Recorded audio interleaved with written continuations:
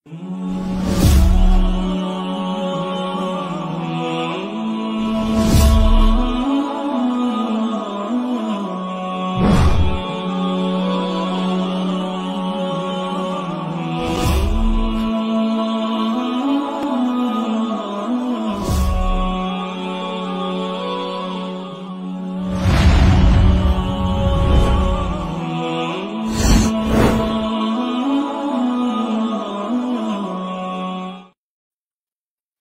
আলাইকুম ওয়া রাহমাতুল্লাহি ওয়া বারাকাতুহু।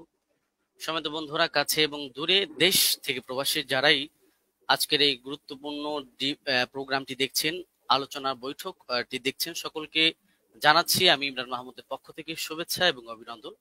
আশা করছি সকলে ভালো আছেন, সুস্থ আছেন। প্রায় অনেক বছর ধরেই আমাদের বাংলাদেশে বা বিভিন্ন দেশে তারাবির নামাজ নিয়ে ইখতিলাফ রয়েছে আলেমদের মধ্যে, ওলামাদের মধ্যে।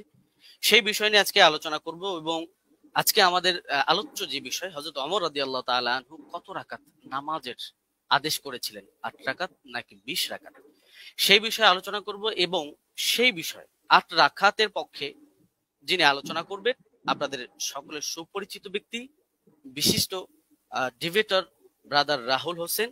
এবং 20 রাকাতের পক্ষে যিনি আলোচনা করবেন, বাংলাদেশের অতি জনপ্রিয় একজন ব্যক্তি, শেখ মুফতি আলী হাসান ওসামা। আপনাদের দুজনকে আমার লাইভ স্ট্রিমে স্বাগত। এবং বাদবাকি দর্শক যারা দেখছেন, আপনাদের সকলকে অনুরোধ জানাবো যে আজকের এই গুরুত্বপূর্ণ প্রোগ্রামটি আপনারা শেয়ার করে অন্যকে দেখার জন্য সুযোগ করে দিবেন এবং আপনারা বেশি বেশি সাপোর্ট করবেন। প্রথমেই আমার প্রোগ্রামের কিছু নীতিমালা আপনাদেরকে জানিয়ে দিব। বিশেষ করে আমাদের আজকের প্রোগ্রামের যারা অতিথি, অবশ্যই তারা সেই নীতিমালাগুলো জানেন। তারপরও দর্শকদের উদ্দেশ্য করে আমি সেই নীতিমালাগুলো আপনাদেরকে একটু পড়ে শোনাবো। আপনি একটু আমার স্ক্রিনটা একটু লক্ষ্য করবেন প্লিজ।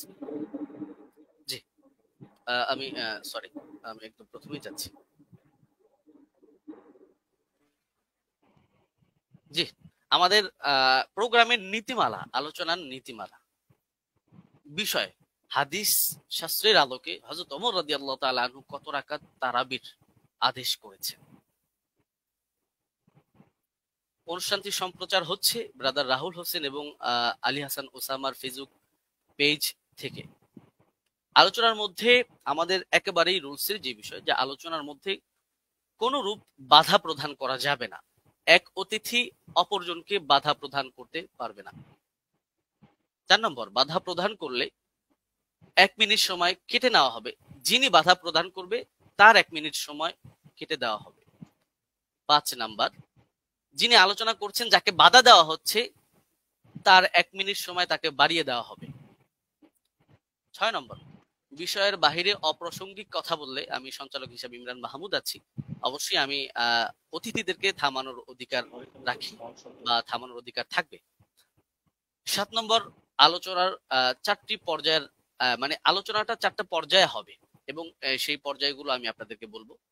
প্রথম পর্ব, কেস প্রেজেন্ট, নিজেদের দাবির পক্ষে প্রমাণ উপস্থাপন। এখানে একটি বিষয় আমি বলবো যে কেস প্রেজেন্টে অবশ্যই সবাই সবার দাবি প্রেজেন্ট করবে, অপরের দাবির উপরে খণ্ডন করবে না, শুধু নিজের দাবি নিয়েই আলোচনা করবে। 5 নম্বর, প্রথম কেস প্রেজেন্ট, যিনি একেবারে প্রথমেই প্রেজেন্ট করবেন, ব্রাদার রাহুল হোসেন, তিনি প্রথমেই 15 মিনিট আলোচনা করবেন। দ্বিতীয়তে মুফতি আলী হাসান ওসামা, তিনি 15 মিনিট আলোচনা করবেন। 10 নম্বর, খণ্ডন পর্ব, ব্রাদার রাহুল হোসেন প্রথম 15 মিনিট আলোচনা করবেন, আলী হাসান ওসামা দ্বিতীয়তে 15 মিনিট আলোচনা করবেন। 11 নম্বর, খণ্ডন পর্ব, ব্রাদার রাহুল হোসেন 15 মিনিট আলোচনা করবেন, আলী হাসান ওসামা 15 মিনিট আলোচনা করবেন। এখানে আমি একটি বিষয় আপনাদেরকে জানিয়ে রাখার জন্য বলে রাখি যে 3টি যে পর্ব আমরা করেছি, এই পর্বে 3টা পর্বই 15 মিনিট করে আলোচনার সময় থাকছে। অনেক সময় দেখা যায় যে অতিথিরা আলোচনা করার ক্ষেত্রে তাদের দেখা যায় 15 মিনিটে তাদের দাবিগুলো উপস্থাপন শেষ হয় না। সেই কারণে আমি উপস্থাপক পরিচালনার কমিটির পক্ষ থেকে অতিথিদেরকে 2 মিনিট করে সময় দেওয়া হবে, যেহেতু এটা কোনো ডিবেট না, আলোচনার প্রোগ্রাম। সেক্ষেত্রে তারা চাইলে এই 2 মিনিট সময় ব্যবহার করতে পারবে, নচেত তারা 15 মিনিটই তাদের আলোচনা শেষ করবে। এবং একেবারে শেষ যে পর্বটা, উপসংহার পর্ব, ব্রাদার রাহুল হোসেন তিনি তিনার আলোচনা যেগুলো করেছেন সেগুলো রিভিউ 5 মিনিট আলোচনা করবেন, এবং আলী হাসান ওসামা তিনিও 5 মিনিট আলোচনা করবেন।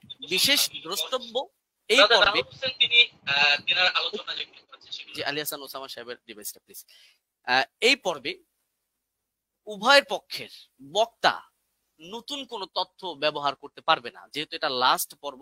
এখানে কেউ কাউকে খণ্ডন করার সুযোগ থাকছে না, সেই ক্ষেত্রে কেউ কারো নতুন তথ্য অ্যাড করতে পারবে না। আচ্ছা, 13 নম্বর, সভাপতি সাহেব মেবি সঞ্চালক সাহেব আমি আলোচ্য বিষয়ের উপর মন্তব্য ছাড়াই অনুষ্ঠানটি শেষ করে দিবেন। এটা আমাদের প্রোগ্রামের নীতিমালা ছিল, নীতিমালা। এবং আমাদের প্রোগ্রামের আরেকটি বিষয় হচ্ছে গুরুত্বপূর্ণ, যে আমরা যখন আলোচনা করব, প্রতিপক্ষ যেই থাকুক আমরা তাকে সম্মান সূচক শব্দ ব্যবহার করে আলোচনা করব। কোন রকমের অসম্মান সূচক শব্দ আমরা ব্যবহার করব না। শুধু প্রতিপক্ষ বক্তার ক্ষেত্রে নয়, প্রতিপক্ষের মুরব্বী ওলামায়ে কেরাম বা তার তিনি যাদেরকে অনুসরণ করেন তাদের যে কেউ হোক, কাউকে কটাক্ষ করে কোনো রকমের কথা বলা যাবে না। সুন্দর শব্দ দিয়ে তাদেরকে বলতে হবে। যদি কেউ অসুন্দর শব্দ ব্যবহার করে, যদি কেউ অবাঞ্ছনীয় শব্দ ব্যবহার করে, অবশ্যই সঞ্চালক হিসাবে আমি তাকে এই শব্দটা এক্সপান্স করাবো, উইথড্র করাবো। যাই হোক, আমি আমার আলোচনার শর্তগুলো, নীতিমালাগুলো আপনাদেরকে পড়ে শোনালাম। আমি আমার আলোচনার প্রোগ্রাম এখন স্টার্ট করছি, এবং স্টার্টের শুরুতেই কেস প্রেজেন্ট যিনি 8 রাকাতের পক্ষে স্টেট নিয়েছেন, ব্রাদার রাহুল হোসেন, আমি আপনার কাছে যাব এবং আমি আপনাকে দিয়ে শুরু করব, এবং আপনি আপনার আলোচনার জন্য সময় পাচ্ছেন 15 মিনিট। আপনি বললে আমি টাইমটা শুরু করে দিব। আচ্ছা, আমি স্লাইড শো করব। আমি একটা স্লাইড দেব আপনাকে, ওটাকে অ্যাপ্রুভ করতে হবে।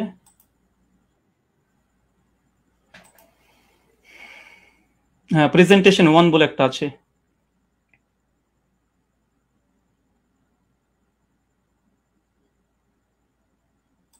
হ্যাঁ, স্লাইডটা কি ঠিক আছে আপনার? হ্যাঁ, এটাই। ওকে, ঠিক আছে। আপনি বললে আমি টাইমটা আপনাকে শুরু করব। হ্যাঁ, এখন 7 মিনিট 40-42 সেকেন্ড চলছে। আপনি চাইলে আচ্ছা, আপনি শুরু করতে পারেন। জি জি। আসসালামু আলাইকুম ওয়া রাহমাতুল্লাহি ওয়া বারাকাতুহু। আলহামদুলিল্লাহি রাব্বিল আলামিন ওয়াস সালাতু ওয়াস সালামু আলা রাসূলিহিল আমিন ওয়া আলা আলিহি ওয়া সাহবিহি আজমাইন, আম্মা বাদ। সম্মানিত দর্শক মণ্ডলী এবং আজকের সঞ্চালক সাহেব এবং আমার প্রতিপক্ষ হিসেবে যিনি আজকে এসেছেন, ওস্তাদ আলী হোসেন ওসামা, এবং যারা ভিউয়ার্স এখন এই মুহূর্তে দেখছেন তাদেরকে প্রথমেই প্রাথমিক পর্যায়ে সকলকে ঈদের শুভেচ্ছা জানাই। আজকে আপনারা দেখেছেন যে বিষয় আজকে আমাদের গুরুত্বপূর্ণ বিতর্কিত বিষয়ের আলোচ্য বিষয়, ওমর রাদিয়াল্লাহু তাআলা আনহু তিনি কত রাকাত তারাবি আদেশ করেছেন, 8 নাকি 20। এই আলোচনাটি হবে সম্পূর্ণ হাদিস শাস্ত্রের আলোকে। এই আলোচনাটি কেন? এই আলোচনা করার মূল কারণ বা মৌলিক কারণ হচ্ছে এটাই যে আহলে হাদিসদের উপরে একটা অভিযোগ আছে, প্রায় অভিযোগ করে থাকে যে আহলে হাদিসরা ওমর ইবনুল খাত্তাব রাদিয়াল্লাহু তাআলাকে মানে না, খোলাফা রাশিদিনকে মানে না। কারণ হিসেবে তারা পেশ করে যে ওমর বিন খাত্তাব তিনি 20 রাকাত তারাবির আদেশ করেছেন, অথচ আহলে হাদিসরা 8 রাকাত পরে মসজিদ থেকে পালিয়ে যায়। অনেকে এর জন্য এক ধাপ এগিয়ে আমাদেরকে বলে আমরা নাকি নামাজ চোর, আবার অনেকে এক ধাপ এগিয়ে তারা বলতেছে এইভাবে 8 রাকাত কোনো নামাজই নেই, 1284 হিজরির পূর্বে 8 রাকাত বলে কোনো আন্দোলন ছিল না। অনেক রকমের অভিযোগের স্তূপ আমাদের আহলুল হাদিসদের উপরে আছে। তাই আজকে এই আলোচনাটি খুব গুরুত্বপূর্ণ বিষয়, এবং আপনারা সকলে মনটা খোলা রেখে উদার রেখে আলোচনাটা শোনার চেষ্টা করবেন। আমরা কেউ একদমই কেউ আমরা করব না। তো চলুন আমাদের আলোচনার সূচনাতেই কয়েকটি বিষয়কে লক্ষ্য করতে হবে। প্রথম কথা, যে খোলাফা রাশিদিন রাদিয়াল্লাহু তাআলা আনহু তাদের যে মানার কথা স্বয়ং আল্লাহ নবী আলাইহিস সালাম তিনি বলে গেছেন। সুনান তিরমিজি হাদিস নম্বর 2676 আল্লাহ বলছেন, আমি দুনিয়া থেকে চলে যাওয়ার পরে তোমাদের মধ্যে অনেক ইখতিলাফুন কাসীরা, অনেক বড় বড় মতভেদ হবে। ফালাইকুম বিসুন্নতি ওয়া সুন্নাতি খোলাফা রাশিদিন, আর সেই সময় তোমরা আমার সুন্নাতকে আঁকড়ে ধরবে, এক, আর দুই, সুন্নাতে খোলাফা রাশিদিন, আর খলিফা যারা আছে তাদের সুন্নাতকে মেনে চলতে হবে। আর আমরা সকলে জানি ফারুকে আজম ওমর ইবনুল খাত্তাব ইসলামের দ্বিতীয় খলিফা। আর এটা নিয়েই আমাদের দুই পক্ষেরই দাবি যে আসলে ওমর বিন খাত্তাব কত রাকাত তারাবি আদেশ করেছিলেন। চলুন এখানে 3 নম্বর বিষয়, আমরা অনেকে অবগত আছি যে আল্লাহ রাসূল আলাইহিস সালাম তিনি মাত্র 3 দিন তারাবি জামাত করেছিলেন, তারপর স্থগিত থেকে যায়। পরবর্তী সময়তে ওমর বিন খাত্তাব রাদিয়াল্লাহু তাআলা আনহু জামানাতে তিনি একদিন মসজিদ ভিজিট করে এসে দেখছেন যে মসজিদের মধ্যে মানুষ বিক্ষিপ্তভাবে নামাজে দাঁড়িয়ে আছে, নামাজ পড়ছে। এই কারণে ওমর বিন খাত্তাব রাদিয়াল্লাহু তাআলা আনহু উবাই বিন কাব, আপনার স্ক্রিনে দেখছেন সহিহ বুখারী হাদিস নম্বর 2010, এখানে উবাই বিন কাব রাদিয়াল্লাহু তাআলা আনহুকে তিনি তার নেতৃত্বে তিনি একটা তারাবি জামাত করে দিলেন। কিন্তু সহিহুল বুখারীর মধ্যে কত রাকাত এটা নেই, বরং জামাতের কথাটা এসেছে। এখন কত রাকাত এটা সহিহ বুখারীতে নেই, তার মানে কি হাদিস জগতে নেই? অবশ্যই আছে। চলুন কোথায় আছে আমরা একবার ঘুরে আসি। 8 রাকাতের পক্ষে হাদিস, আমাদের প্রথম হাদিস, এটা হচ্ছে মুয়াত্তা মালিক, আপনারা দেখতে পাচ্ছেন 251 নম্বর হাদিস, এবং বিভিন্ন প্রকাশনের ভিন্নতার কারণে হাদিস নাম্বার চেঞ্জ হয়ে যাবে। এখানে হাদিসটা পড়ার পূর্বে একটা কথা বলতে চাই, আজকে যে দলিল আমি পেশ করব ইনশাআল্লাহ সে দলিলের মধ্যে কোনো দুর্বলতা ইনশাআল্লাহ থাকবে না। জি, আমি ব্যক্তি রাহুলের ক্ষেত্রে অনেক দুর্বলতা থাকতে পারে, আরবি ইবারত অনেক ভুল হতে পারে, কিন্তু ইনশাআল্লাহ যে দলিল দেব একদম পূর্ণিমার রাতের সূর্যের মতো চমৎকার, একদম চকচকে, সূর্যের মতো চকচকে করবে, কোনো এখানে একটা কালিমা লেপন করার মতো ইনশাআল্লাহ আজকে এই দলিল উপর আক্রমণ কেউ করতে পারবে না। আর করলে আমরা আহলে হাদিসের পক্ষ থেকে আমি মজুদ আছি খণ্ডন করার জন্য ইনশাআল্লাহ। চলুন হাদিসের সনদ এবং মতন আমরা একবার দেখে আসি, এবং আপনারা দেখছেন এখানে বলছেন, দেখেন, আন হাদাসানা মালিক আন মুহাম্মদ বিন ইউসুফ আন সাইদ বিন ইয়াজিদ আন্নাহু কাল। এখানে সনদের প্রথম অংশ আমরা দেখে নিয়েছি। এরপরে বলছে আমারা ওমর ইবনুল খাত্তাব উবাই বিন কাবিন ও তামিম দারি। তারপরে বলছে আই ইয়াকুমু লিন্নাসি বিইহদা আশারাতা রাকা। এখানে উমর বিন খাত্তাব রাদিয়াল্লাহু তাআলা আনহু তিনি বলছেন, তিনি আদেশ করছেন, ওমর বিন খাত্তাব তিনি আমর করছেন, আদেশ করছেন কাকে? উবাই বিন কাব আর তামিম দারিকে। কি আদেশ করছেন? যেন মানুষদেরকে নিয়ে তিনি 11 রাকাত তারাবির সালাত আদায় করে। এই হচ্ছে আহলে হাদিসদের প্রথম দলিল। আর এই দলিল দিয়েই আজকে আমাদের যে কেস, যে আমরা আহলে হাদিসরা 8 টাকা তারাবি জামাতে পড়ি, এটা ওমর বিন খাত্তাব রাদিয়াল্লাহু তাআলা আনহু আদেশ করেছেন। আদেশ স্পষ্ট মজুদ আছে আলহামদুলিল্লাহ। এবং কাকে আদেশ করেছে? উবাই বিন কাব, তামিম দারিকে। এটা হচ্ছে আমাদের প্রথম দলিল, মুয়াত্তা মালিক 251 নম্বর হাদিস। এখানে লক্ষণীয় শুধু এই হাদিসটা যে মুয়াত্তা মালিকে এসেছে এমনটা নয়। এই হাদিসের তাখরিজ দেখেন, সহিহ কুবরা লি নাসাই হাদিস নাম্বার 4677 এই সনদ মালিক থেকে আসছে। 3 নম্বর আরেকটা আছে শারহু মানিল আল আসালি তহাবি। ইমাম তহাবি হানাফি মাযহাবের বিশেষ করে তিনি বড় ফকি এবং মুহাদ্দিস। হাদিস নাম্বার 1741 তিনিও সনদ সহকারে ইমাম মালিক থেকে এর থেকে পেশ করেছে। চতুর্থ প্রমাণ মারিফাতুস সুনান আল আসার লিল বাইহাকি, হাদিস নাম্বার 5413 ইমাম বাইহাকি আল মুতাফা 458 হিজরি তিনিও নিয়ে এসেছেন। আচ্ছা, তারপরে 5 নম্বর শারহুস সুনান লিল বাগাবি, চতুর্থ খণ্ডে 120 নম্বর পৃষ্ঠায় ইমাম মালিকের সূত্রে এই হাদিসটাকে তিনি নিয়ে এসেছেন। আরো যারা আপনারা দেখবেন মাদ্রাসাতে মিশকাত পড়তে হয়, না পড়লে কেউ তালিমি হতে পারে না। মিশকাত হাদিস নাম্বার 1302 আপনারা দেখতে পাচ্ছেন মুয়াত্তা মালিকের সনদ সহ এখানে মতনটাকে উল্লেখ করা হয়েছে। আর যারা দারসি নুসখা দেখতে চাচ্ছেন দেবন্দি থেকে প্রকাশনী, সেটা হচ্ছে প্রথম 115 নম্বর পৃষ্ঠায় লাইন নম্বর 9 থেকে 11তে আপনারা দেখে নিতে পারবেন। আর এটা মিসকাতুল মাসনাবি, যারা বাংলা দেখতে চান, অনেক বাংলা শ্রোতা আছে, আমার বক্তৃতার সত্যতা যাচাই করে নেবেন। মিসকাতুল মাসনাবি হাদিস নাম্বার 1302 এটা আপনি পেয়ে যাবেন। এবং মুয়াত্তা মালিক যেটি ইসলামিক ফাউন্ডেশন থেকে বের হয়ে এসেছে প্রকাশনী, এটা হচ্ছে প্রথম খণ্ডে 171 পৃষ্ঠা রিয়াত নম্বর 4 আমার এই দলিল আপনারা বাঙালি শ্রোতা যারা আছেন, যারা আরবি বোঝেন না, তাদের জন্য দিয়ে দিলাম, আপনারা দেখে নিতে পারবেন। চলুন এই হাদিসের প্রথম দেখেন, আমি যে হাদিস আমরা মতন থেকে স্পষ্ট প্রমাণ পেয়েছি যে ওমর বিন খাত্তাব উবাই বিন কাব তামিম দারিকে তিনি 11 রাকাত তারাবির নির্দেশ দিয়েছে। আলহামদুলিল্লাহ, কেস ইজ ক্লোজড। আমাদের পক্ষে এই দলিল আমরা পেশ করেছি। এখন হচ্ছে এই সনদ কি, চলেন সনদ আপনি স্ক্রিনে দেখতে পাচ্ছেন। আন মালিক আন মুহাম্মদ বিন ইউসুফ আন সাইদ বিন ইয়াজিদ, তারপরে ওমর ইবনু খাত্তাব। এই হাদিসের মধ্যে মাত্র 4টের রাবি পাচ্ছেন। এক হচ্ছে মালিক, ইমাম মালিক, মানে বুঝতে পারছেন, একবার দেখে নিন স্ক্রিনে। ইমাম মালিক, আলহামদুলিল্লাহ, ইমাম মালিক তো ইমাম মালিক, কে যারা করবে ইমাম মালিকের উপরে, আলহামদুলিল্লাহ। 2, তারপরে হচ্ছে মোহাম্মদ বিন ইউসুফ, ইনি একজন বিখ্যাত তাবেঈ। অনেক সাধারণ মানুষের তো মোহাম্মদ বিন ইউসুফকে না চিনতেও পারেন। তারপর 3 নম্বর রাবি আসছে কি? সাইদ বিন ইয়াজিদ, আলহামদুলিল্লাহ, তিনিও একজন সাহাবী। চতুর্থ রাবি, তিনিও একজন সাহাবী, ওমর বিন খাত্তাব, আলহামদুলিল্লাহ। শুধু সাহাবী আর সাহাবী, আলহামদুলিল্লাহ, 2 জন সাহাবী আর 2 জন বড় ইমাম এই হাদিসটাকে রিওয়ায়াত করছে। চলেন আরেকটু দেখে নিই। আমরা শুধুমাত্র বুঝতে পারলাম এই দ্বিতীয় রাবি তাবেঈ যিনি মোহাম্মদ বিন ইউসুফ, ইনাকে আমরা সাধারণ মানুষরা চিনতে পারবো না। চলুন এই মোহাম্মদ বিন ইউসুফ ইনি কে, ইনাকে একবার দেখিয়ে আসি। চলেন, মোহাম্মদ বিন ইউসুফ আল মাদানী রাহিমাহুল্লাহ এমন একজন ব্যক্তিত্ব যা সহিহ বুখারীতে আলহামদুলিল্লাহ 105 খানা হাদিস মজুদ আছে। 105 খানা আপনার স্ক্রিনে লক্ষ্য করছেন, হাদিস নাম্বার দিয়ে সার্চ করলে আপনারা দেখতে পাবেন। চলেন এরপর সনদ আবার দেখছেন, আন মালিক আন মুহাম্মদ বিন ইউসুফ আন সাইদ বিন ইয়াজিদ আন, তারপর ওমর ইবনে খাত্তাব। এই যে সনদটা ভালোভাবে দেখেন, আন মালিক আন মুহাম্মদ বিন ইউসুফ আন সাইদ বিন ইয়াজিদ। আবার দেখেন আন মুহাম্মদ বিন ইউসুফ আন সাইদ বিন ইয়াজিদ। শুধুমাত্র মুহাম্মদ বিন ইউসুফ যে সহিহ বুখারীর রাবি এমনটা নয়, বরং সহিহ বুখারীর মধ্যে আলহামদুলিল্লাহ কমপক্ষে 4টে হাদিস সেম এই চেনটা এসেছে। দেখেন সহিহ বুখারী হাদিস না 1858, হাদিস না 2824, হাদিস না 4062, কমপক্ষে 4টে হাদিস আছে আন মুহাম্মদ বিন ইউসুফ আন সাইদ বিন ইয়াজিদ, একদম পাশাপাশি আছে।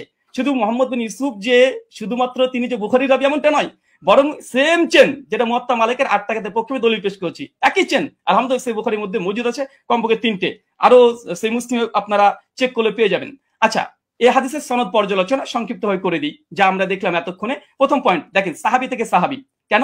ওমর বিন খাত্তাব, সাইদ বিন ইয়াজিদ ওমর বিন খাত্তাবের আদেশ বর্ণনা করছে, দুজনই সাহাবী। আলহামদুলিল্লাহ, এটা মুহাদ্দিসদের ভাষাতে এই সনদকে বলা হয় সিলসিলাতুল জাহাব, মানে ইমাম মালিক তিনি হচ্ছে মুসান্নিফ গ্রন্থের, আর সাহাবী পর্যন্ত যেতে মাত্র একজন রাবী লেগেছে, মাত্র একজন, আর সে হচ্ছে মুহাম্মদ বিন ইউসুফ, যিনি সহিহ বুখারীর 105 খানা হাদিস বর্ণনা করেছেন। সহিহ মুসলিম আলহামদুলিল্লাহ আছে।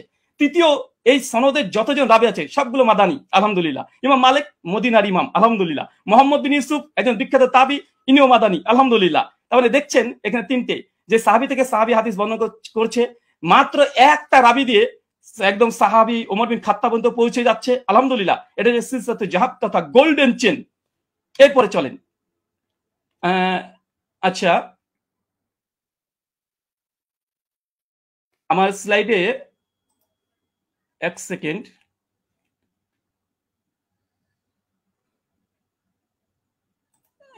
একটু থামতে হবে। আচ্ছা ঠিক আছে। আচ্ছা, আমরা হচ্ছে আমি এই কেসটা প্রেজেন্ট করলাম। এখন আলী হোসেন ওসামা হাফিজাহুল্লাহর কাছে আমার কিছু প্রশ্ন এই মুয়াত্তা মালিকের হাদিস নিয়ে।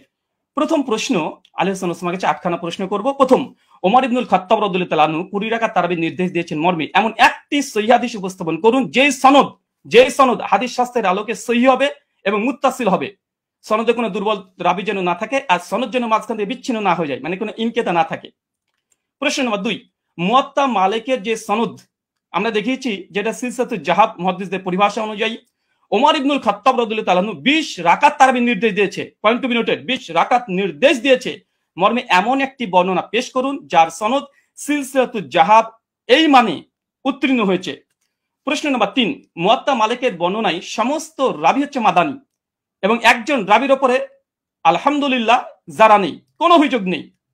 ওমর ইবনুল খাত্তাব রাদিয়াল্লাহু তাআলা আনহু 20 রাকাতের নির্দেশ দিয়েছেন মর্মে এমন একটি বর্ণনা পেশ করুন যার সনদে সমস্ত রাবী মাদানী এবং কোন রাবী। ব্রাদার প্লিজ একটু আমি আপনি কিন্তু 20 রাকাতের বিষয়ে কোশ্চেন করছেন, পরবর্তীতে কিন্তু এটা এখন কি আপনি কোশ্চেনগুলো করবেন নাকি পরবর্তীতে করবেন? আমি 8 রাকাত তারাবি, হ্যাঁ আমি প্রশ্ন কেস প্রেজেন্ট তো প্রশ্ন করা যায়, আমি তো তার হাদিস বা দলিল নিয়ে কোনো পর্যালোচনা করছি না। জি অবশ্যই। জি, মুয়াত্তা মালিকের যে বর্ণনা পেশ করেছি এটা সমস্ত কোন রাবীর পরে সামান্য পরিমাণে যারা নেই।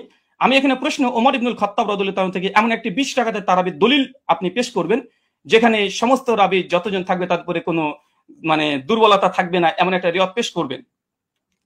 প্রশ্ন নম্বর 4, মুয়াত্তা মালিকের 8 টাকাতে বর্ণনা সনদ বুখারী মুসলিমের শর্তেও সহিহ, প্রত্যেক রাবী বুখারী মুসলিমে, যেটা একটু আগে আপনাদেরকে আমি দেখিয়েছি। ঠিক ওমর ইবনুল খাত্তাব রাদিয়াল্লাহু তাআলা আনহু 20 রাকাত তারাবির নির্দেশ দিয়েছেন মর্মে এমন একটি বর্ণনা পেশ করুন যেটা বুখারী মুসলিমের শর্তে উত্তীর্ণ হয়েছে। প্রশ্ন নম্বর 5, মুয়াত্তা মালিকের ডজন ডজন ব্যাখ্যা গ্রন্থ পৃথিবীতে বিদ্যমান আছে।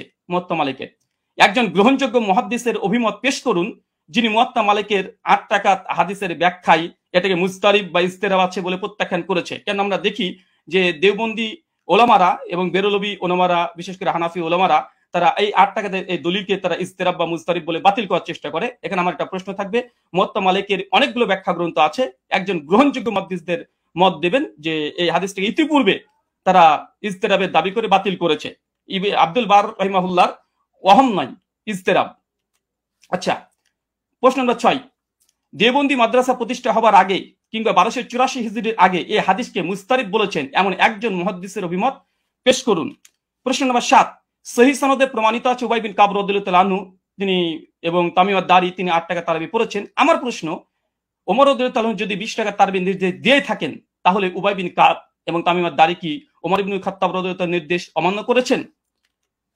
প্রশ্ন নম্বর 8, শাস্ত্রের আলোকে ইজতিরাবের সংজ্ঞা এবং শর্ত পেশ করবেন এবং সেই শর্ত অনুযায়ী এই হাদিসকে মুস্তারিব প্রমাণ করার চেষ্টা করবেন। কারণ আমরা ইতিপূর্বে আপনাদের অনেককে দেখেছি যে বারবার আমাদের দলিলকে ইজতিরাব বলে বাতিল করে দেওয়ার চেষ্টা করা হয়। চলেন আমরা হাদিসের আবার প্রথম অংশে আপনাদেরকে আমরা নিয়ে যাব, যেখান থেকে আপনারা বুঝতে পারবেন। আমরা হাদিসটাকে আবার আপনাদেরকে দেখিয়ে দিই আপনাদের সুবিধার জন্য। আমাদের প্রথম যে দলিল আমরা পেশ করেছিলাম এই হচ্ছে মুয়াত্তা মালিকের হাদিস। আর এই মুয়াত্তা মালিকের হাদিস অনেকগুলো গ্রন্থে এসেছে, পরপর আপনাদেরকে আমি দেখিয়ে দিয়েছি, এখান থেকে অনেকগুলো গ্রন্থ থেকে দেখিয়ে দিয়েছি। আমি জাস্ট একটা দলিল আমি পেশ করেছি, আর এই একটা দলিলের উপরে আমি অটল থাকবো। এই একটা দলিলে, এই দলিল যতক্ষণ খণ্ডন না আসবে ততক্ষণ দ্বিতীয় দলিল দিয়ে এই আলোচনাকে আমি মাছের বাজার করতে চাই না। তাই এই সনদটাকে বারবার দেখবেন, আন মালিক, আন মোহাম্মদ বিন ইউসুফ, আন সাইদ বিন ইয়াজিদ, তারপর ওমর ইবনে খাত্তাব। মাত্র ইমাম মালিক তো ইমাম মালিক রাহিমাহুল্লাহ, আলহামদুলিল্লাহ। মোহাম্মদ বিন ইউসুফ তিনি একজন বিখ্যাত তাবী, যার 105খানা হাদিস আছে। আর সাইদ বিন ইয়াজিদ ইনিও স্বয়ং আল্লাহ রাসূলের সঙ্গে হজ করেছেন, যেটা সহিহ বুখারী 1858-তে প্রমাণিত পাওয়া যায়। আর ওমর ইবনে খাত্তাব। আমি জাস্ট এই একটা দলিলের উপরে আপনাদের সামনে উপস্থাপন করেছি, এবং হাদিসের শব্দ আমার ওমর ইবনুল খাত্তাব, ওমর বিন খাত্তাব আদেশ দিয়েছেন, একদম আদেশ শব্দ মজুদ আছে। কাকে আদেশ দিয়েছেন? উবাই বিন কাবকে। আর কাকে? তামিম আদ-দারিকে। কত রাকাত? বিহিদা আশারাতা রাকা, 11 রাকাতের নির্দেশ দিয়েছে।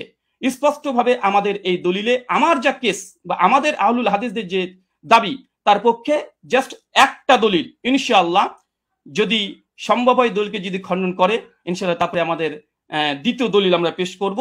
কেননা আলোচনার মধ্যে অনেক বেশি দলিল দিয়ে গেলে, কারণ আমাদের আলোচনা যেহেতু এখানে পর্যালোচনা, এটা ডিবেট নয়। ডিবেট হলে আমি অনেক কিছু করতে পারতাম, কিন্তু আমি যেহেতু ওস্তাদজির সঙ্গে একমত হয়ে এসেছি, তাই আমি তেমন কিছু মানে অনেক কথাই বলার ইচ্ছা থাকলে আমি বলবো না এখানে, কারণ আমি শেখকে বা ওস্তাদকে অনেক সম্মান দিই এবং ভালোবাসা তার প্রতি আমার অনেকগুলো আছে। আর এ থেকেই একটা হাদিস, আর এই হাদিস আমি শুধুমাত্র শেখের কাছে বুঝতে এসেছি, যেহেতু তিনি আমাকে বুঝাতে এসেছেন। আর পর্যালোচনা যেহেতু এটা ডিবেট নয়, তার জন্য আমার এই একটা হাদিস, যে দাবির পক্ষে আমরা আহলুল হাদিসরা 8 টাকা তারাবি পড়ি, এবং এই হাদিসের মান আমাদের নিকটে সহিহ, এবং আমাদের কাছ থেকে 8খানা প্রশ্ন আমরা উপস্থাপন করেছি 20 টাকাতের পক্ষে। এই 20 টাকাতের যদি এই প্রশ্নের জবাব যদি দিয়ে দেয়, আলহামদুলিল্লাহ আমি লিখিতভাবে, শুধু এরকম না, ঘোষণা দিয়ে আমি ঘোষণা করে দেব যে জাস্ট আমি যে কথা বলেছি আমি কথা থেকে ফিরে আসছি। 8 টাকার তারাবি ওমর বিন খাত্তাব আদেশ দেয়নি, মূলত 20 টাকা দিয়েছে। আমি প্রত্যাবর্তন করব, আমি স্ট্রিমে ঘোষণা করলাম। এখনো 3টে পর্ব আছে এবং আমি এরপরে অটল থাকবো। জি, শুকরিয়া, জাযাকাল্লাহ খায়রান, বারাকাল্লাহ ফিকুম, ওয়ামা আলাইনা ইল্লাল বালাগ। জি, ব্রাদার রাহুল হোসেন, আপনি শেষ করেছেন। প্লিজ একটু ইয়াটা ঠিক হবে। হ্যাঁ, আপনি শেষ করেছেন এবং আপনি 1 মিনিট আগে শেষ করেছেন, চাইলে আপনি 2 মিনিট ব্যবহার করতে পারতেন। যাই হোক, আমি চলে যাব যিনি 20 রাকাতের পক্ষে দলিল পেশ করবেন, আমাদের পরিচিত ব্যক্তি শেখ মুফতি আলী হাসান ওসামা। আমি আপনার কাছে যাব এবং আপনি বললে আমি টাইমটা শুরু করে দিব। আপনার টাইমটা আপনি বলবেন। জি, এখন 22 মিনিট 45 সেকেন্ড চলছে। আপনি মিউট আছেন।